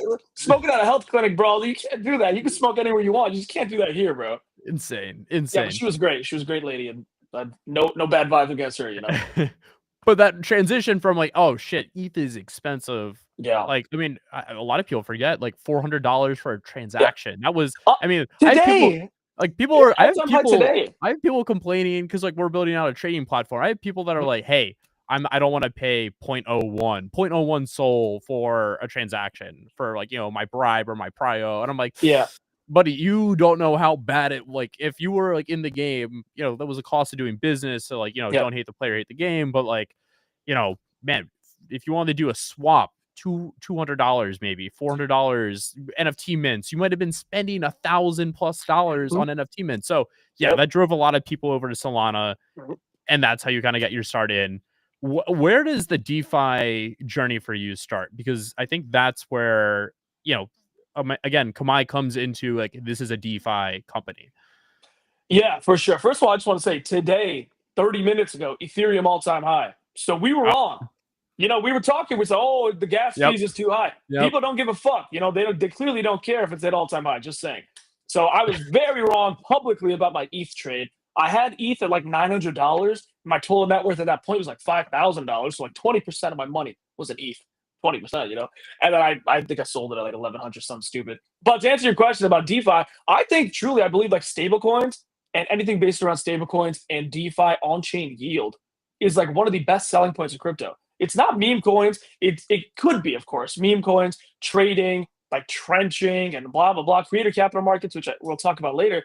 I agree that they're very important, but like to the majority of the world, they don't have like $10,000 to just be like trenching and 18 hours a day trading shitters on. They just want their $1,000 to do something to just beat inflation, right? And even Yep. if you buy treasury bills, which like you and I don't even think we can just go buy T-bills. You have to be like a company or whatever. It's still 4% a year. That's bullshit. Like inflation will say is like 11% a year right now. And then even if you have a Chase Bank and that's a savings account, max you'll ever get is 2 to 3%. That's bullshit too. Like the idea that you can do lending based interest and you get like 8% a year on your stables, that's fucking disgusting. Like if there are like mom and pop shops in UAE right now that have like $1 billion in the wealth that they're managing, if they pop in $2 billion into like any lending platform or LPs or hey, Kamai Finance, wherever they put it, they'll earn so much more money than they would even if they're like operating at a profitable business. 8% a year in the lower risk fashion is like just it's unignorable. And Yeah. even now to the point where Solana ETF today, again, an LST or a Solana staked ETF JITO just filed for the first ETF that the Solana that you buy, I'm pretty sure is automatically staked. I'm pretty sure that's what it is. Because Yeah. staking and on-chain yield and DeFi, I think, is the future. So I was like, we need to do this in a way that people like aren't turned off by it. That's why. I think it's I've had on a lot of people onto the show, and a recurring theme has been moving to where the puck is going, not being following like the pack. Right now, I think getting into there's a lot of like niches within like the token world of like, oh, like AI is going to be hot. Okay, well I think that's played out to an extent already of like, following this AI token side. Now we have, every single day a new launch pad is coming out. we really are going to get to a point where it's like, oh, it all circles back to DeFi. And I think that is like the new hot shiny thing. I think that and trading to an extent, I think coming out of maybe like the full on trencher, like, hey, that's the only thing I care about, and more of like, hey, here's the whole ecosystem. But how do you present what crypto really is? It's the opportunity to have your money work for you, the opportunity to have more opportunity.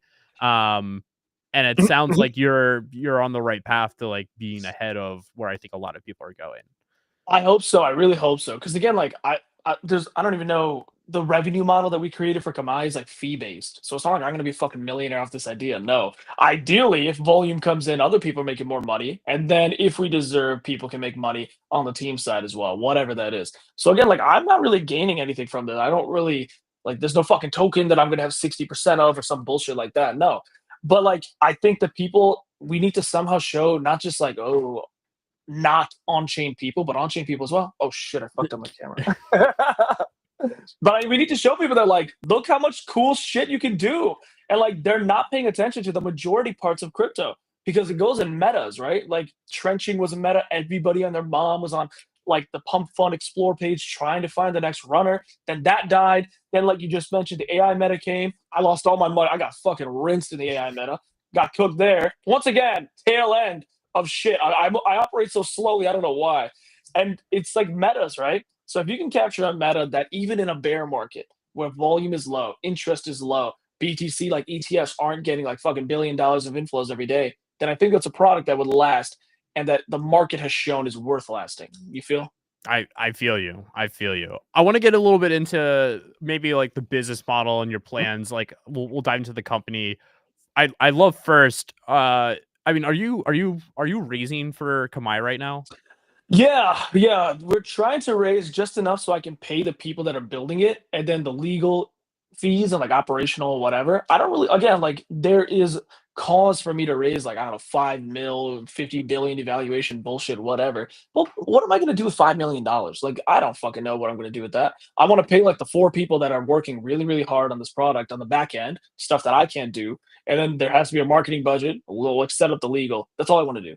So that's what I'm doing now. And I don't want to do this like overinflated bullshit that like a lot of other people do, where they raise $10 million and then they're like, okay, like let's use it. You know, like what? It's too much money. So if we do, Are you being public about how much you're raising at what valuation? I think this is a I don't great know. opportunity to just like give us your 30-45 second elevator pitch Mm. for any investor who's listening. You're like, here it is. Here's the pitch. If you wanna write a check, hit me up after hearing this.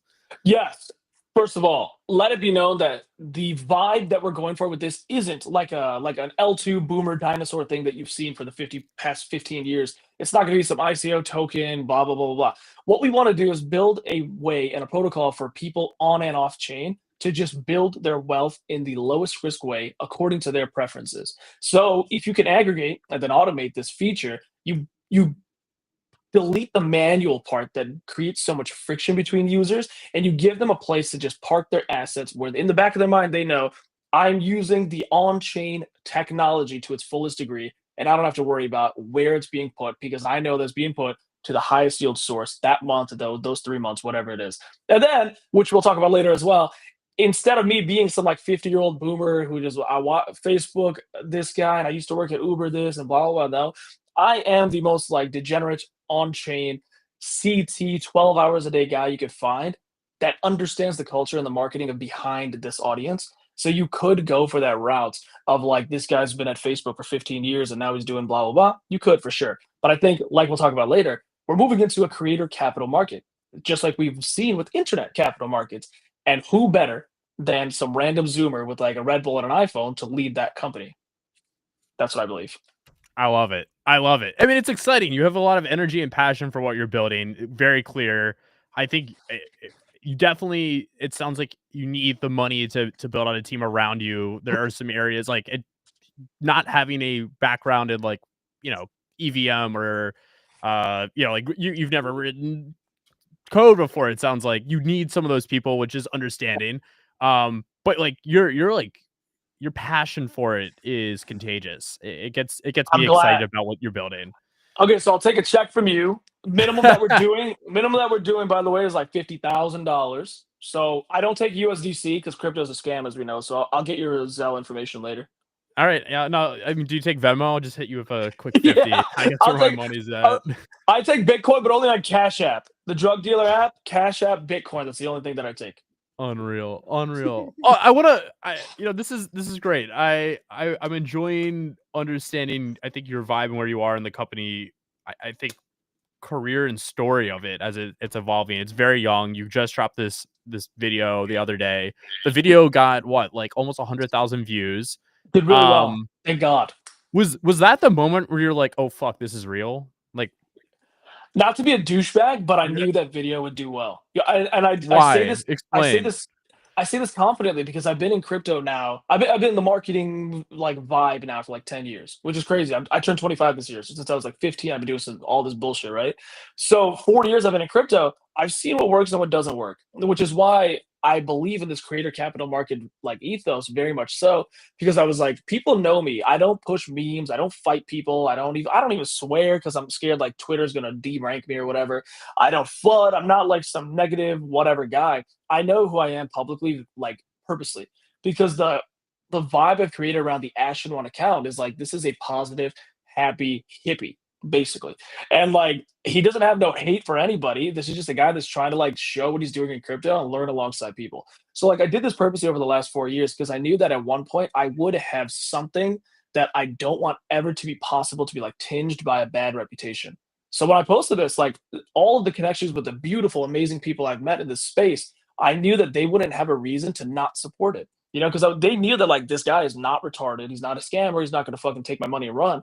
So I was like, I kind of knew, and the video itself was a banger. That shit took me 3 hours to do. So like, hopefully the video itself, like I do this for a living, so ideally the actual video is good enough for people to watch, and that's why I kind of knew it would do well. But that well, I did not know. I was very, very grateful. Thank you, God, that it did that well. And I love all the people that like commented on this shit and that was so supportive. It meant so much to me to see people tweet about my cute little idea. And I was like, wait. And like, to answer your question, part of me was saying that. I was like, okay, shit, now it's out there. It's real now. I can't take this shit back now. Like, I could just take it out of my little bio before. Nobody would remember, but now nobody would shit's know. fucking out there. I mean, people know now. Like it's on my radar. Like I'm gonna be watching every week and being like, is this guy on it? What is he doing? And if I'm not, you can yell at me. And now that I'm watching you and your streams, I'm gonna be like, has it been banging every single week for your streams as well? Well, the streams are gonna change in a few weeks here. There'll be some growing moments here, and you know I've taken a note or two what's worked for you. Yeah, it's interesting. You keep coming back to this term, and I understand it. I don't know if everybody does, but creator capital market. I am bought into it. I think it's the future. I think it's stupid not to be bought into it. I'll just go. That's such an extreme thing to say, but I think it's true. What is your bull thesis on creator capital markets? bro, I think like okay, so my like explanation might be maybe I'm like wrong about the way I see it, but I see it as like like instead of the traditional, like I mentioned before, ex Uber, ex Facebook, Meta guy starting a company and raising $50 billion to do it. I think now, just like we've seen with Linus Tech Tips and MKBHD and Amp House and that one guy who went to all 50, Ryan something, he went to all 50 states and he has candy, Mr. Beast, so many other people. These are creator capital markets, I believe, just not with like a tokenized crypto part behind it. And we've seen how well they do. Because instead of pushing your product behind an empty, bland brand page, you can put it behind people like us. And 4 or 5 years, 10 years of brand recognition and trust behind this person, you give it an empathetic personality.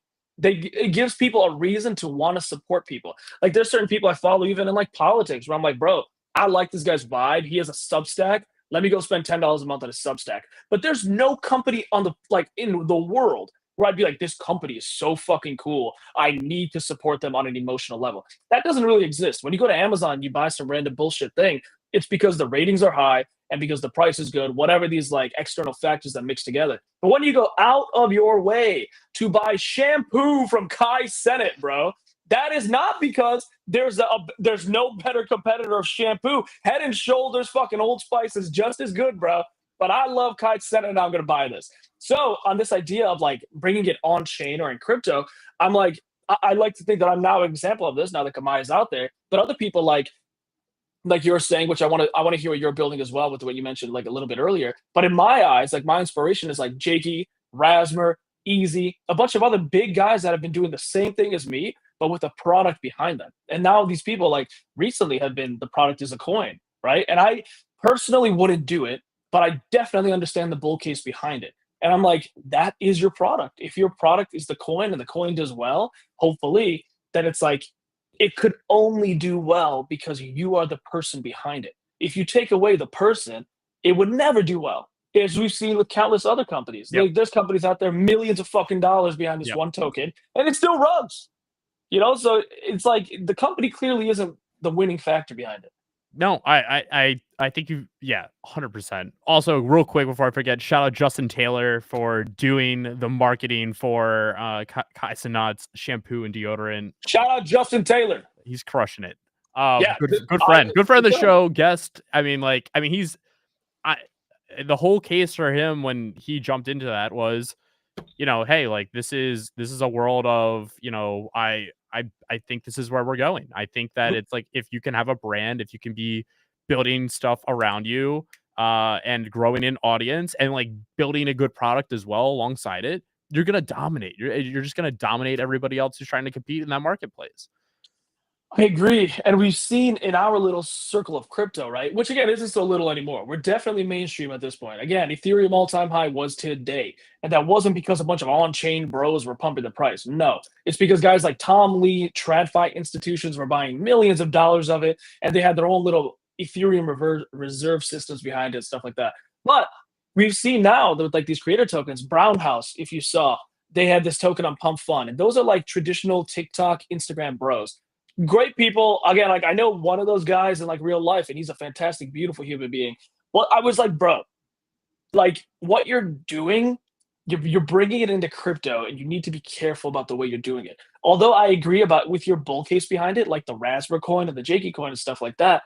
I'm like, you are either so early that you're gonna think you're wrong, and the markets haven't caught up with you, or maybe like it's going to suck for a little bit before it ends up working out. You know what I mean? That's what I think with these tokens, which is an entirely different topic. But in our world, that's what it looks like when you have a creator capital something. It's usually when you have your own token. Yeah, I think we'll see it. I mean, it's already been proven out for the product side, Mr. Beast and the Paul brothers Yeah. I mean, like, yes, they're putting out. I think it got played out.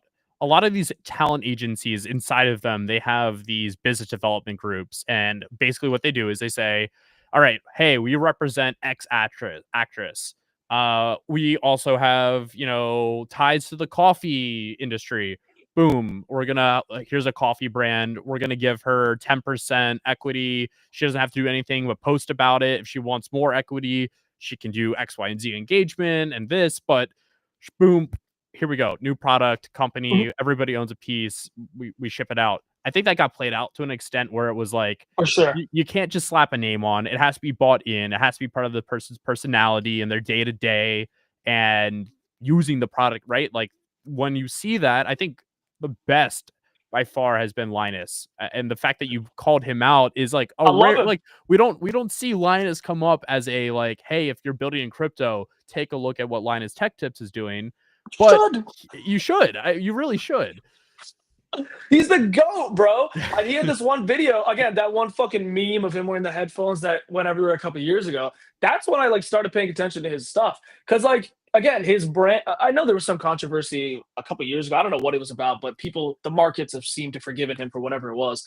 But like that picture has good faith behind it. Like think about that. Usually when you get dogged or you become meme of the day, like the guy, I'm so sorry, the guy with the big nose who works at Bodogos. Oh God. What's his name, bro? The Get Rich, Choose Rich Nick. Again, I love him. You did not just say the guy who was a big nose. Oh, look at me. Him and I are fucking twins. It's not even an insult. This is a compliment from a fellow big nose guy. But again, I know him. I know Easy. I know Clemente. I fucking love those people so much. And when everybody was bullying him on Twitter like a year ago, it was not in good faith. I say this because like people were making fun of his features and the way he looked and the way he acted, but he knew that. So like I compared this bad faith, like dogging on him or roasting him compared to like Linus Tech Tips. It's in good faith. Like they share that picture as a joke. And I'm like, they love you. They love you, bro. And you've done like over the past 15 years, you've created like an audience that they don't give a fuck what you do as long as it's not some scam bullshit. Right. They love you and they will they'll buy your fucking marker, they'll buy your screwdriver, they'll buy your backpack, your merch, whatever. But like you can't do that as a company. And even the companies that have done it correctly, like Duolingo, or the bros that are on Twitter like Wendy's and they're talking about GM and shit, it's because they've given like an empathetic personality to that brand. And that's why it's worked so well. What is your plan? I'm going to turn this around on you. You've pointed out some people that are crushing it. What is your strategy here? Is it to stream more? Is it to make content? Is it short form only? Like, what is your like, hey, like, listen, I'm about to run the game when it comes to being a creator capital market owner. Yeah. This is what I'm going to do. Yeah, that is a good question. Okay, so my goal in the back of my head whenever I do anything right now is to just grow. Growth is very, very important. Like, again, in a good way. Oh, my fucking God, bro. Okay, well, so you can clip this later without this cut. Let me start again. So that's a very good question. To go into that without like specific, it's just to grow on every single social media platform that I have right now. I want to grow in a good moral manner. I don't want to take like any bad sort of deals or shitcoin cuts or this XYZ company that isn't like good. As long as I do it in a moral way, I'm happy. And I want to grow as much as possible so that the overall reach grows as well. Because on my YouTube, we just did 500 subs, by the way. Woo! Very, very early Congrats, days. man. I'm proud Thank of you, you. I'm thank you, proud of you. thank you. Well, I don't know. We'll get a tattoo like Clementi's getting on his ass about that. But like early days for this, on if you go on YouTube, there's Mr. Who's the Boss, Linus Tech Tips, MKBHD, all these bros. They never talk about crypto. Crypto is legal now in like so many places. Trump himself has his own shitcoin, but they still don't talk about crypto. So my goal is to become that tech bro, but that also talks about crypto stuff. That is my ultimate goal. On Twitter, I think like when it comes to Solana, I'm pretty well known about that tech bro that makes videos and stuff, which is cool. But I want to expand outside of our little circle to just tech in general. So a lot of the videos that I've been making, like I don't know if you saw, oh, it's not here, but like, did you see Sui play? It's like No. a Steam Deck. Yeah. Yeah, it's like so Sui, like the chain, they made Yeah. like their own version of the Steam Deck. And it's like a really good thing that you can play Dark Souls on, you can play whatever Steam games on there. It's the same thing, but it has the crypto branding. And people are like, oh, they put the blockchain in the game and the fucking monkey's worth $12 million. And they have really bad stigmas around crypto and NFTs when in reality, for the price that they're selling it, it's a really good device for you to play any games on. So just yesterday, I made a video on that. And I'm like, in that video, I'm talking to people not like us. I'm talking to more normal people where it's like, guys, like, this is crypto. If you're in tech and you're still ignoring crypto, it's problematic. Like you have a boomer view on this, you really need to wake up a little. There is at least one good thing about crypto you can talk about without having to talk about the $12 million fucking monkey NFT or the blah, blah, blah scam that you saw on the news like 2 years ago. That's Right. my goal. I want to grow in general and then bring crypto into the overall tech conversation in a good, positive way. You're not trying to come and compete with like, I mean, like, I think a lot of people come in, they're like, I'm gonna make content and it's gonna be like bland, boring, and toned at like and turned like directly at the current market participants. You're like, I want to talk to everybody, anybody, and like onboard new people. Yeah, yeah. And it's like, dude, there's divided sectors of technology right now that you'll see. It's like AI world, then there's the vibe coding world, then there's the CS world, then there's the phone world, handheld gaming devices world. There's an account I saw. I don't know if you saw like I'm sure you played like Nintendo DS when you were younger, right? Or Yep. like even just a regular Game Boy. They have like modded out versions now that like third parties have created where you can just have ROMs on there and you can play random bullshit games on there and it's really fun. I saw a YouTube account that has like 50,000 subs and his views are like 300K plus each video. And all he does is talk about new handheld devices that you can play like Pokemon Emerald on. So I'm saying like 300,000 plus people are interested in this one topic. So if you can bring many different niche topics into one and kind of just be like, I like all technology bullshit, bro. I'm going to talk about everything in tech. It's going to be crypto. It's going to be AI. It's going to be vibe coding. It's going to be this handheld, whatever. This is the place for that. There's no need to like separate anymore because 5 years ago, I would understand the fear for sure. Before the legal stuff and before the social acceptance of Before the crypto. president launched a meme coin. Yeah, I made money on that, so I'm happy. Okay with I that. didn't. I found a way not to make money on it. Don't worry. Yeezy, did you make money on Yeezy the other day? Because I didn't either. I didn't touch that coin, bro. You know, we'll just leave it at no. I mean, yeah, I made some money, but like, dude, it's just I'm like so mind numb by what that I'm not gonna open that can of worms. It's so Yeah, bad. yeah. It's so bad. But this is like something that we need to kind of lead the conversation on because when people see that they'd be like, bro, Yeezy dropped a coin and it fucking rugged. Yep. Why would I want anything to do with crypto? Like MKBHD is like, I love that guy. I love his videos so much. Everything he does, I'm a fan. I love him so much. Like he's an inspiration for me. But then like he'll only ever be like, wow, blockchain technology is a scam. I'm like, what are you talking about? You're so smart. Like you're the smartest tech bro I know. How is this your view? Because there's so many people that even like unboxing therapy, like I love that guy. He has fucking great videos, whatever, but they hate crypto. And I'm like, why? I'm like, you need to like open your minds a little bit, guys. Like this is fucking cool shit. Yeah. Yeah, That's my view. we need somebody who's like, again, leading the charge. I think there is going to be a surge in this. I think it will be fueled by. I like. You can hold me to this if I'm wrong. I think it will be Flip fueled it. by people. I think it'll be fueled by Pump Fun. No way. Wait, how so? How so?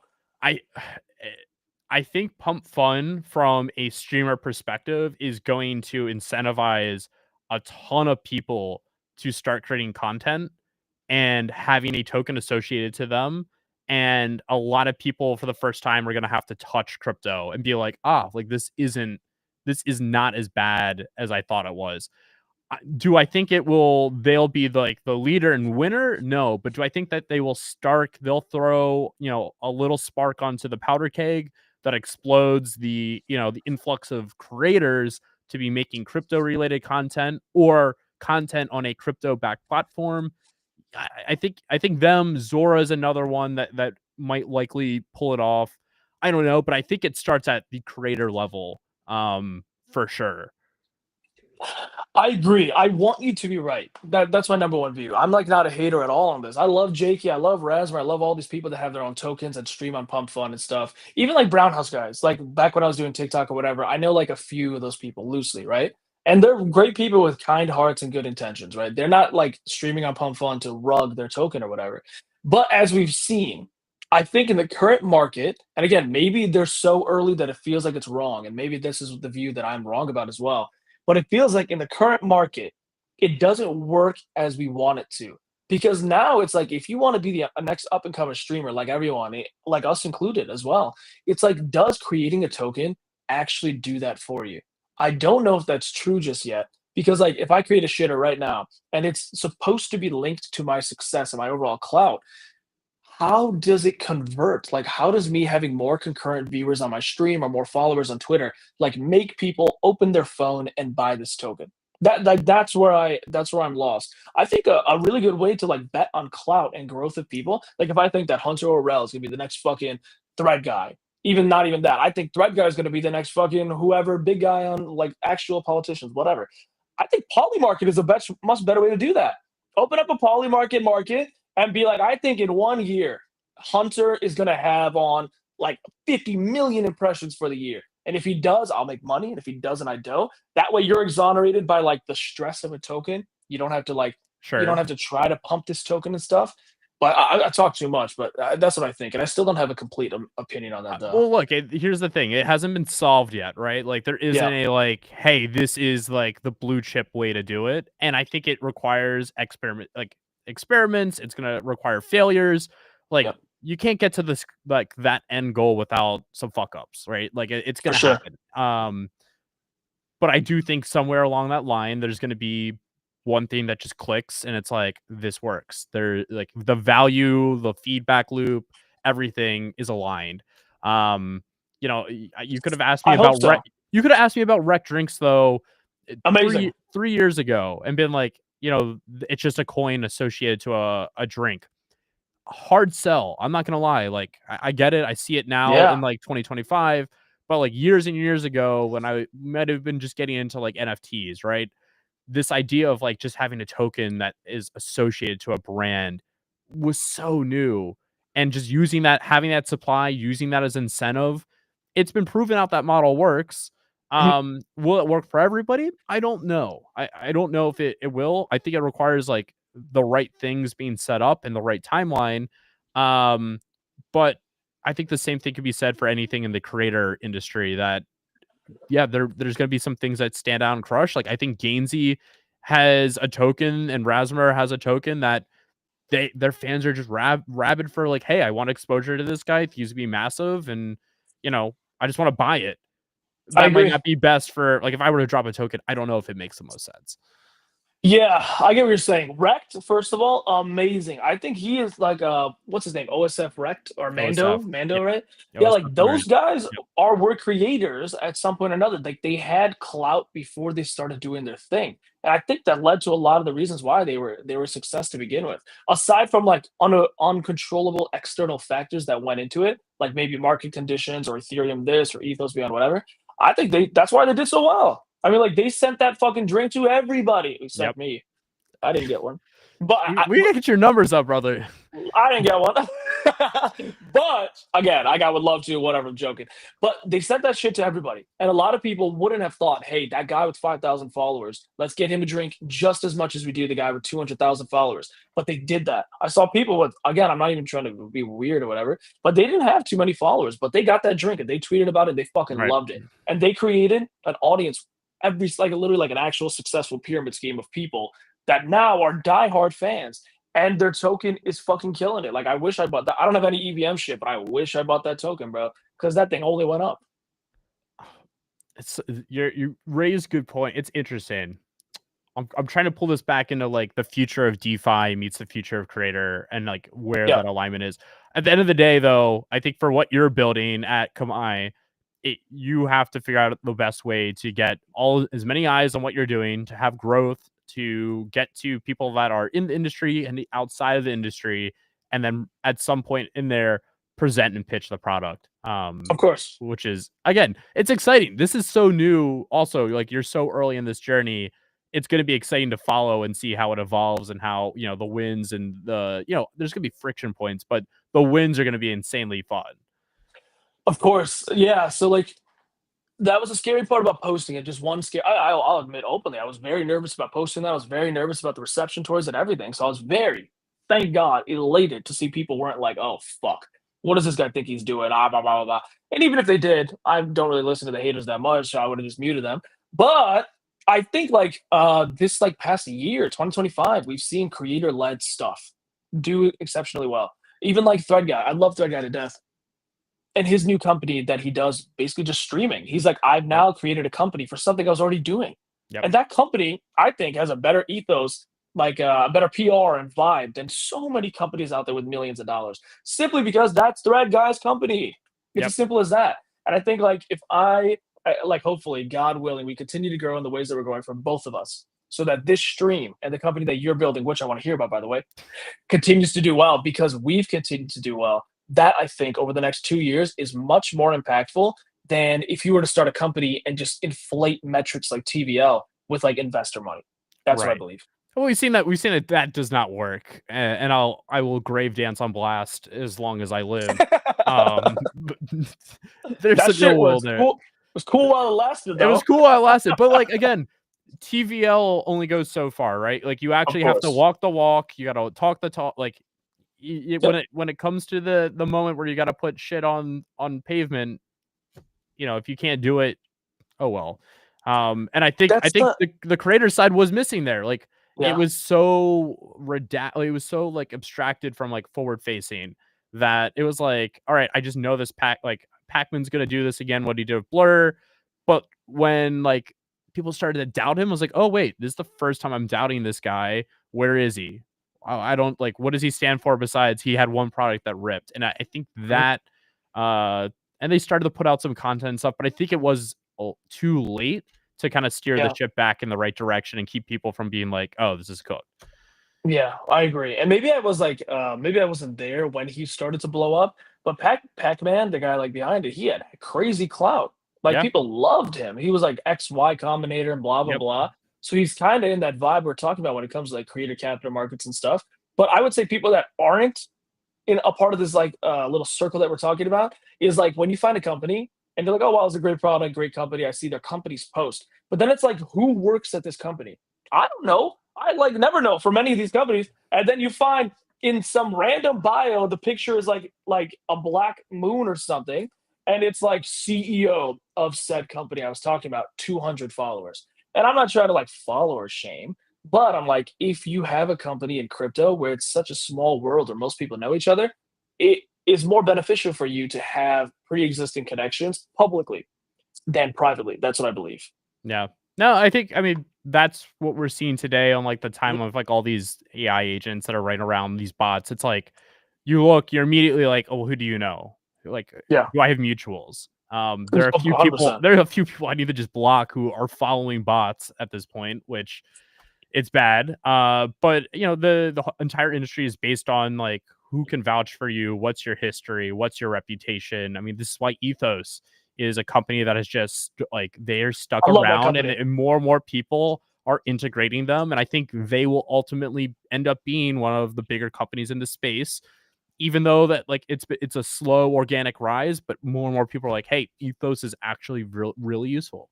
I agree. That's like in the 4 years, 4 short years or long years, whatever I've been in crypto, Ethos is the only product that I've ever actually used every single day. I had like an 80-day streak on Ethos, and I looked forward to using it because, like, as someone that like kind of wants to do what I'm doing in like a non-sell your soul sellout type beat way, like the vibe and PR of people is very important. Like, what do they do? What have they done? Are they blah blah blah whatever? Ethos is like, bro, like this is the place to go if you're a company or a person to be like, can I even trust this person for whatever? Like, even if they have a good opinion, it's like, what have they been doing? Because you forget about shit instantly in this space. There are some people that have such big names nowadays that are talking about whatever. But like 3 years ago, they rugged an NFT project. Or 2 years ago, they rugged a token. Or like 4 years ago, they were super, super pro FTX, some random crazy shit like this. And I think Ethos fits a very big need in the crypto community because that's really hard to remember. Because there's so many people that I love, and I'm like, wait, you rugged a token 4 years ago? I was like, how the hell did I miss that? Yeah, it's there's more and more that's going to be popping up, but I also think Mhm. that's like the importance of having a personal brand and like talking and being active on the like being vocal on the timeline, because that also keeps you away from like falling under all the noise of like all the other crazy stuff that's happening, and it rises up the best people, rises up the people that are here for the good. For um sure. and I just think again that's more valuable in the world of bots, AI, etc. So it's super exciting. Oh, especially with this Kaito shit, bro. Oh, fuck me.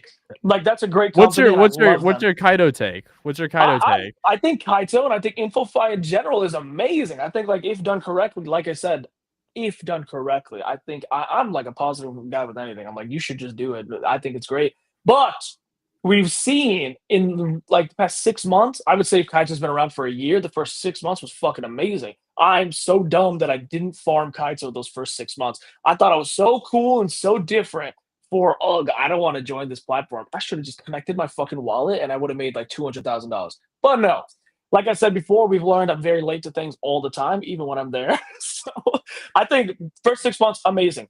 Last 6 months, recently, we've seen that like these AI farmers and the Kaito reply guys, and I'm a smart account, please follow me, guys. Oh my fucking God, bro. Like, I'm a very chillaxed person and I love everybody and I'm very patient. But every time I'll be like, I'm eating a bowl of cinnamon toast crunch today, yummy. And in the replies, it's like 8 people. They're like, oh, what are you eating? I'm like, are you fucking kidding me, bro? I'm like, I said cinnamon toast crunch, and I'm looking at my screen crying. I'm like, bro, please read the fucking post. I start calling people clankers. It's a slur against AI and robots. And I call them this, and then they respond, and then I feel bad because they're like, I'm a real human. Why are you being mean? I'm like, shit, man. Because that shit, I don't know why it gets to me. I'm like, yum, oh, what a great day today. I'm like, wow, the sun's out. 8 people will respond. Oh, it's sunny, is it? I'm like, oh, Yeah, no, it's bad. It's bad. Like it is so bad. Some of my it's comment so sections, annoying. I should just block it at this point. It's so bad. I mute them. I call them clankers and I mute them. It's not bad. It's a smart way to do it. It's a smart way to do Yeah. it. Because now I don't even know what's real anymore. I'm like, bro, like there's 30 responses to this tweet. I'm going through them so I can respond to my friends. Where are my friends? I was like, I don't even recognize any of these people, and they're not even like talking to me. They're just talking. But Yeah, that's the bad side. That's one that is bad side, of course, that is but a lot of unfortunately good the bad too, side. Yeah. which is Hope, really funny to me. hopefully it gets under control at some point. I'm at Yeah, like the end with it all. yeah, I don't want to get too far off that topic because I want to talk yeah, more about you and your history and what you're building here. for sure. You just launched it. And we got kind of the raise talk out of the way, but like what's next? Like what's the future? What are you trying to do? Yeah. Okay. So we applied to a really big like accelerator thing, which I'll only say like if we get in. Not to like I don't want to like jinx it or whatever. Also, I don't Sure. think legally if I'm allowed to say it. But we got in. We have an interview, which is really cool. Cool vibes. Right now, what we're trying to do is raise the bare minimum amount to keep the company going to feed my engineer because he's the goat and he deserves to be fed. I think. and then to just cover the legal costs. I'm not looking to raise like $50 million or whatever. But then also I got like I got a bunch of DMs from really, really cool people, really cool companies that are doing yield DeFi something.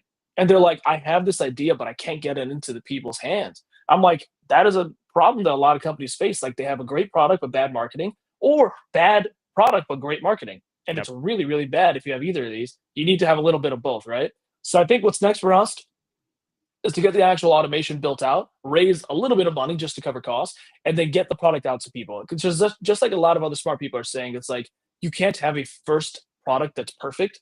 Get the fucking thing out there. And once it's out there, your users will tell you what you need to do to get it perfect. That's our goal right now. Next 3 months should look like that. And if it doesn't, then I probably died or something went wrong. But it will look like that. And the distribution of getting it out there, is that through content for you? That's the plan. Yeah, and I need to yell at my team more than anything. They need to also be their own content machines. My dev talks about shit that I don't understand, and I talk to him about shit that he doesn't understand. But there are markets and audiences out there that love that type of stuff. So I'm like, bro, like when you're doing some back end automation, AI, Gigi Gaga stuff, you should be tweeting it. You should tweet, and all these people who are also doing the same thing, they can learn from you or at least talk to you about it. Just like me. Like when I talk about anything I'm doing in DeFi, or some new battery or some charger that I got because I love portable chargers, whatever. Or here you can see Pokemon cards as well. Yeah, I could see it in the cards. Yeah, there's an audience for everything. So just talk about what you're doing. And I need to make them little Ashen accounts. Not me, but just an account that people are interested in listening to. Because that is the marketing for your company. It's as simple as that. I mean, that is. I mean, again, we've seen this story, we've seen this playbook be run. It's the executing side, and that 100%. that quadrant of like good tech, good distribution, and marketing. You want to be in the top right of that. You don't want to be anywhere else. Like I really like you're dead anywhere else in this industry because For there's sure. too much noise, attention is short, and honestly, the bar for putting out stuff in this industry is a little low.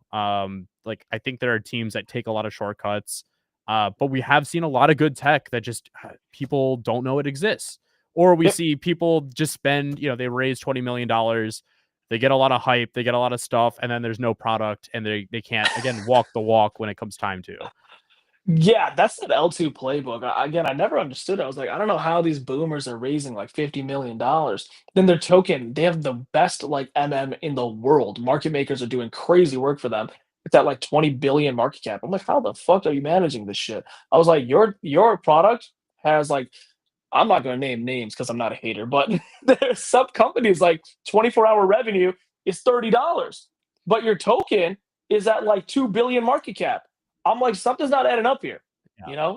Something's going on here. I mean, I'm well, okay. I'm not saying that on stream. Yeah, there are projects, there are areas that you can see there's a disconnect, and that Yeah. disconnect is again, you just die in any of the other three quadrants. You have to have good. It has to be a good product, and you have to have distribution, and you got to be Mhm. loud. You can't be scared of like just walk it. Like what is the worst thing that you could experience in life, in my opinion, is regret. Regret is the ultimate L that you can take.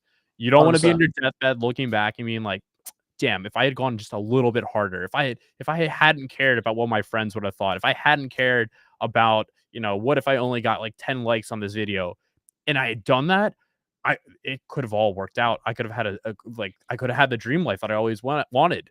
You Mhm. gotta just like fuck it. You gotta just put the blinders on and be like, this is what I gotta do, and go do it.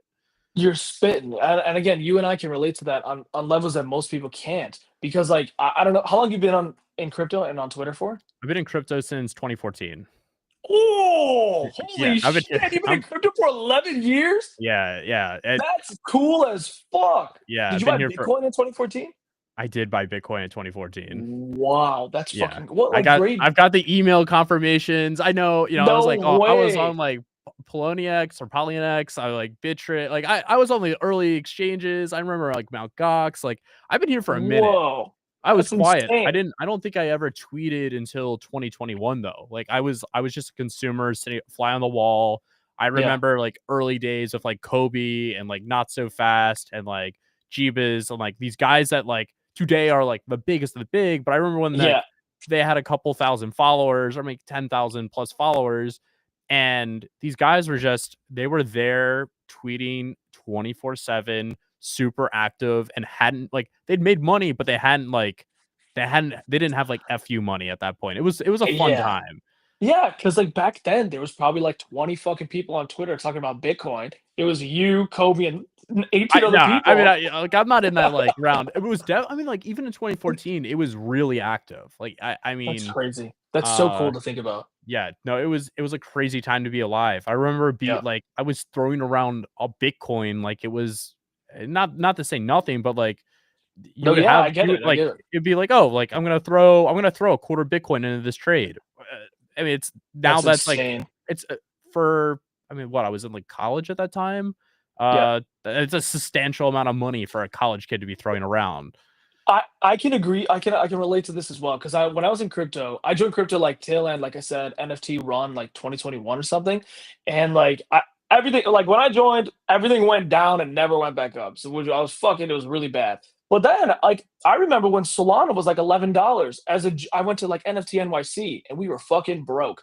It was like $11 or something, and like the chain itself wasn't working. Like Yeah, I was trying to pay for downtime. something. Exactly, I was trying to pay for something and like it wouldn't work. They were like, cool, we have Solana Pay, but it wasn't even working. And I was just sending 0.5, 0.2 Solana to people as a joke. I was like, hey, go pay for coffee. You're welcome. And it was $2. So like, you're welcome. I sent you $2. But now that's a lot of money. I was buying NFTs for like 200 Sol, bro. At like $8 Sol, it wasn't that much back then. Right. So what you're saying I can relate to is just at a much lower scale, Yep. which is crazy now to think about. But it's part of the journey. It is Yeah. really like I'm glad I went through that. I'm glad I experienced it, and I For think sure. it's also put me in a position today. Like I've been just a consumer. I'll fly on the wall watching. I've been on the investment side. I've been on the advisory side. I've been the collector side, the content Mhm. side, and now for like the first time, like really like kind of chomping into like the builder side of like fuck Which I'd love to hear. like yeah, we can get into that in a second, but like Mhm. it is I think being able to like be multidisciplinary or understanding all the different perspectives in the industry is very helpful. For Um, sure. again, I see that in you. You're like you've lived it, you've learned it, you've seen the good times, the bad times, and you know, I you're about to have an even more like a more fun journey having been like a creator into a builder, which is awesome. I hope so. I hope it's good.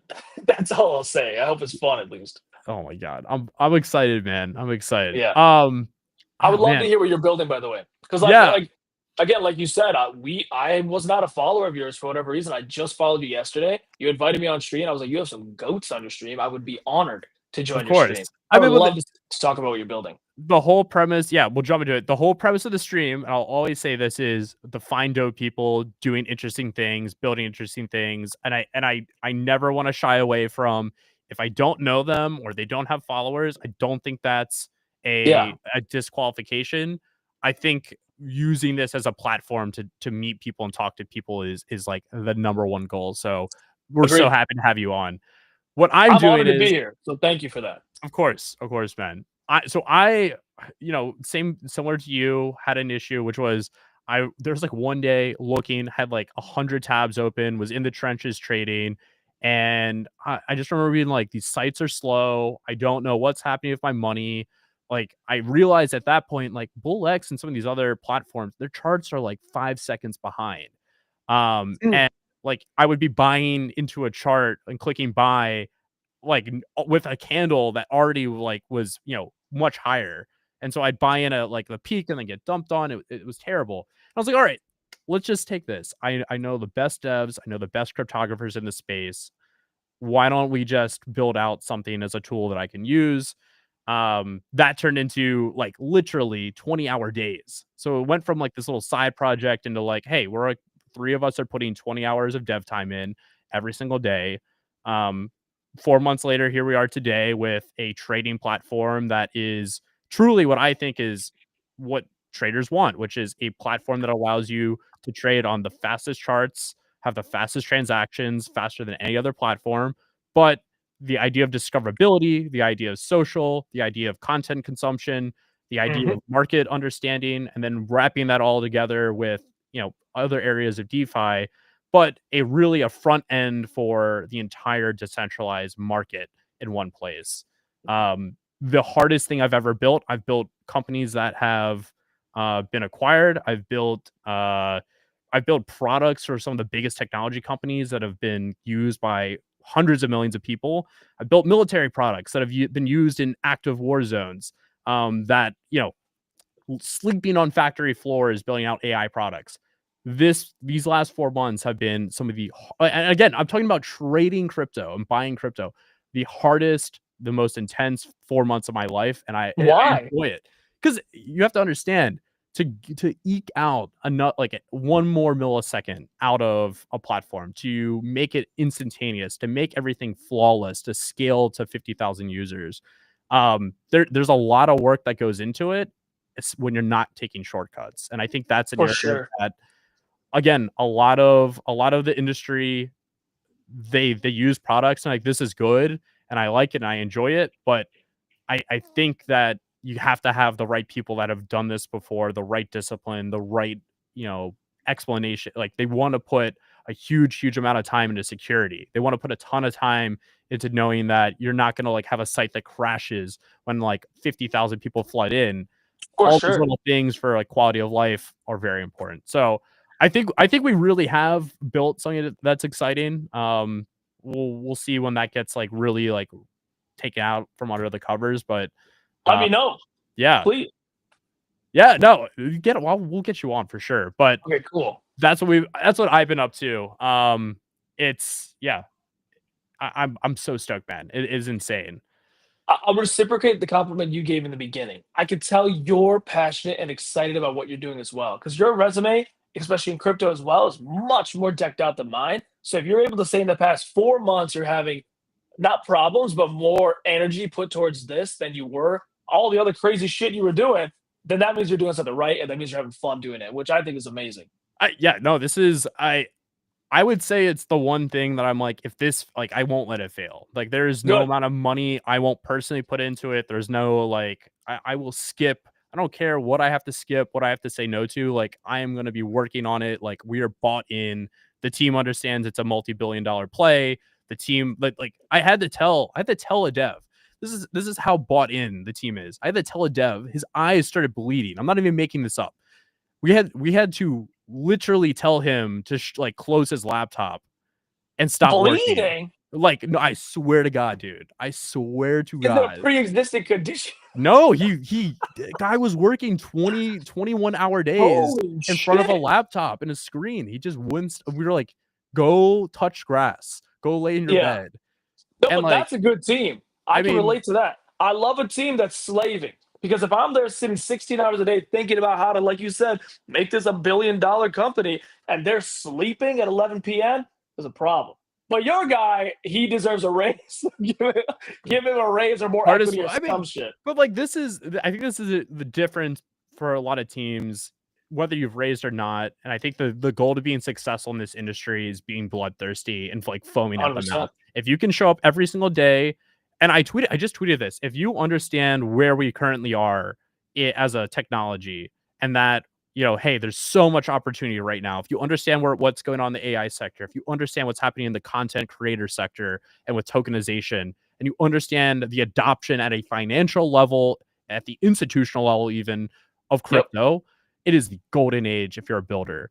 And you should be, like, when I go to bed, I'm going to bed going, I wish there was another 10 hours in the day. I'm waking up in a panic going, oh my God, I slept in 30 minutes too long. Like, I should be in front of the computer. I should be Yep. building. I should be making deals. I should be figuring out what customers need and do it. Just go, because Anything. this is the time to do it. I agree 110%. Like we said at the beginning of this call, where it's like, or in the stream, we were like, now more than ever, it's not a niche thing anymore. It's just not. Like, if you were in crypto 6, 7, 8 years ago, then for sure, like you were, I'm sure you have more insights on this than me. Where it's like you told your mom you have Bitcoin, she's like, oh, good work, buddy.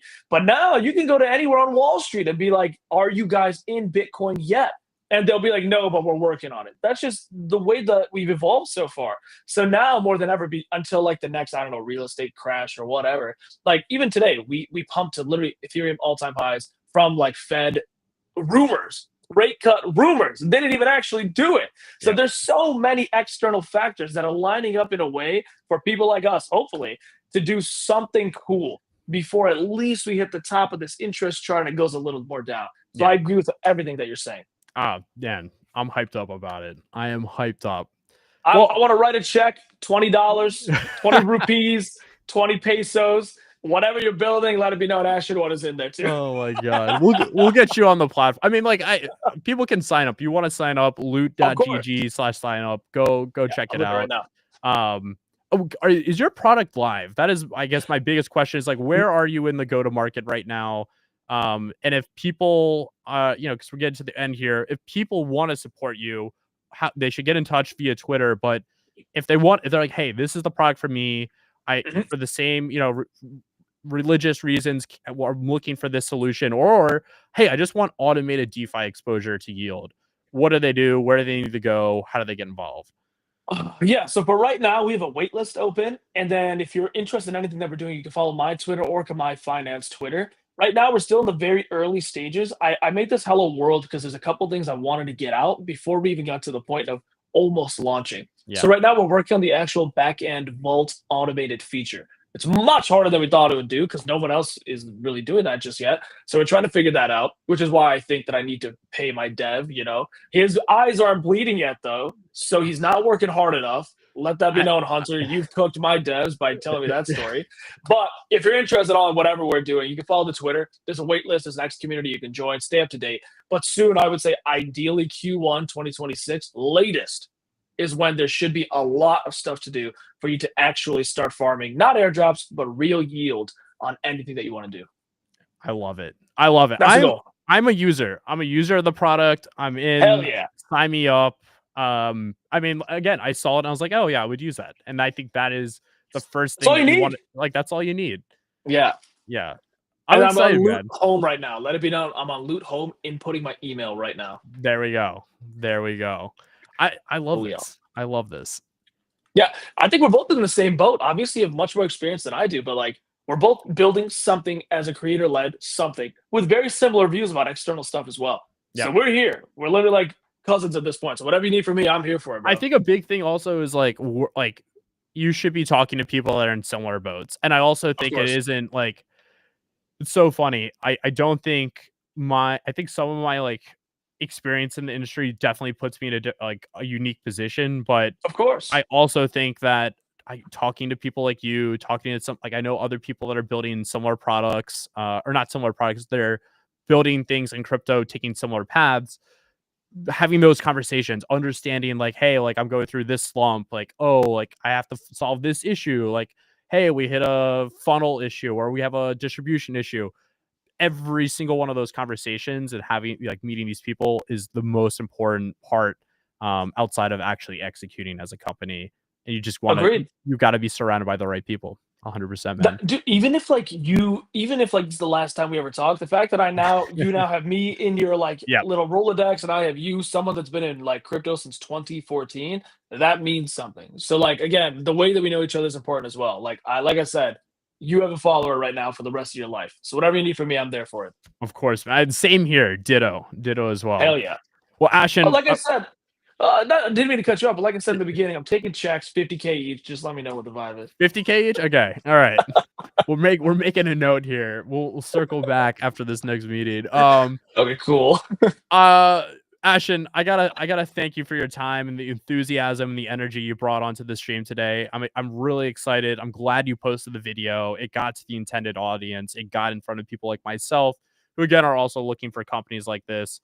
I wish you nothing but the best. We're gonna have to have you back on. I want to follow the journey. I want to see how things play out. And yeah, man, I'm excited for everything you're doing. Of course. Thank you for having me, Hunter. And again, for anyone that's watching, anyone that sees this later, this is the first time I've ever spoken to this guy ever. So there's something to be said that He's a we're paid like, actor. He's paid. He's paid. He's something to on be the said that we're bankroll. clicking. Something to be said that we're clicking here, and it's not like weird or anything like that. But yeah, thank you so much for having me. I actually have to go catch a flight now. So the last thing I'm doing for today. So thank you again. Like I said, anything you need for loot or for whatever you're doing, I'm here for it. Love it, brother. I love it. If guys are not already, make sure you're following Ashen at SoulAshen1, I believe is your Twitter. Or you're following Kamai Finance on Twitter. Again, you guys are early to a company that I'm hoping and very bullish on. I love it. I absolutely love it. Ashen, thanks again for hopping on. And to everybody who tuned in today, thanks for tuning in. We'll catch you on the next one. See you.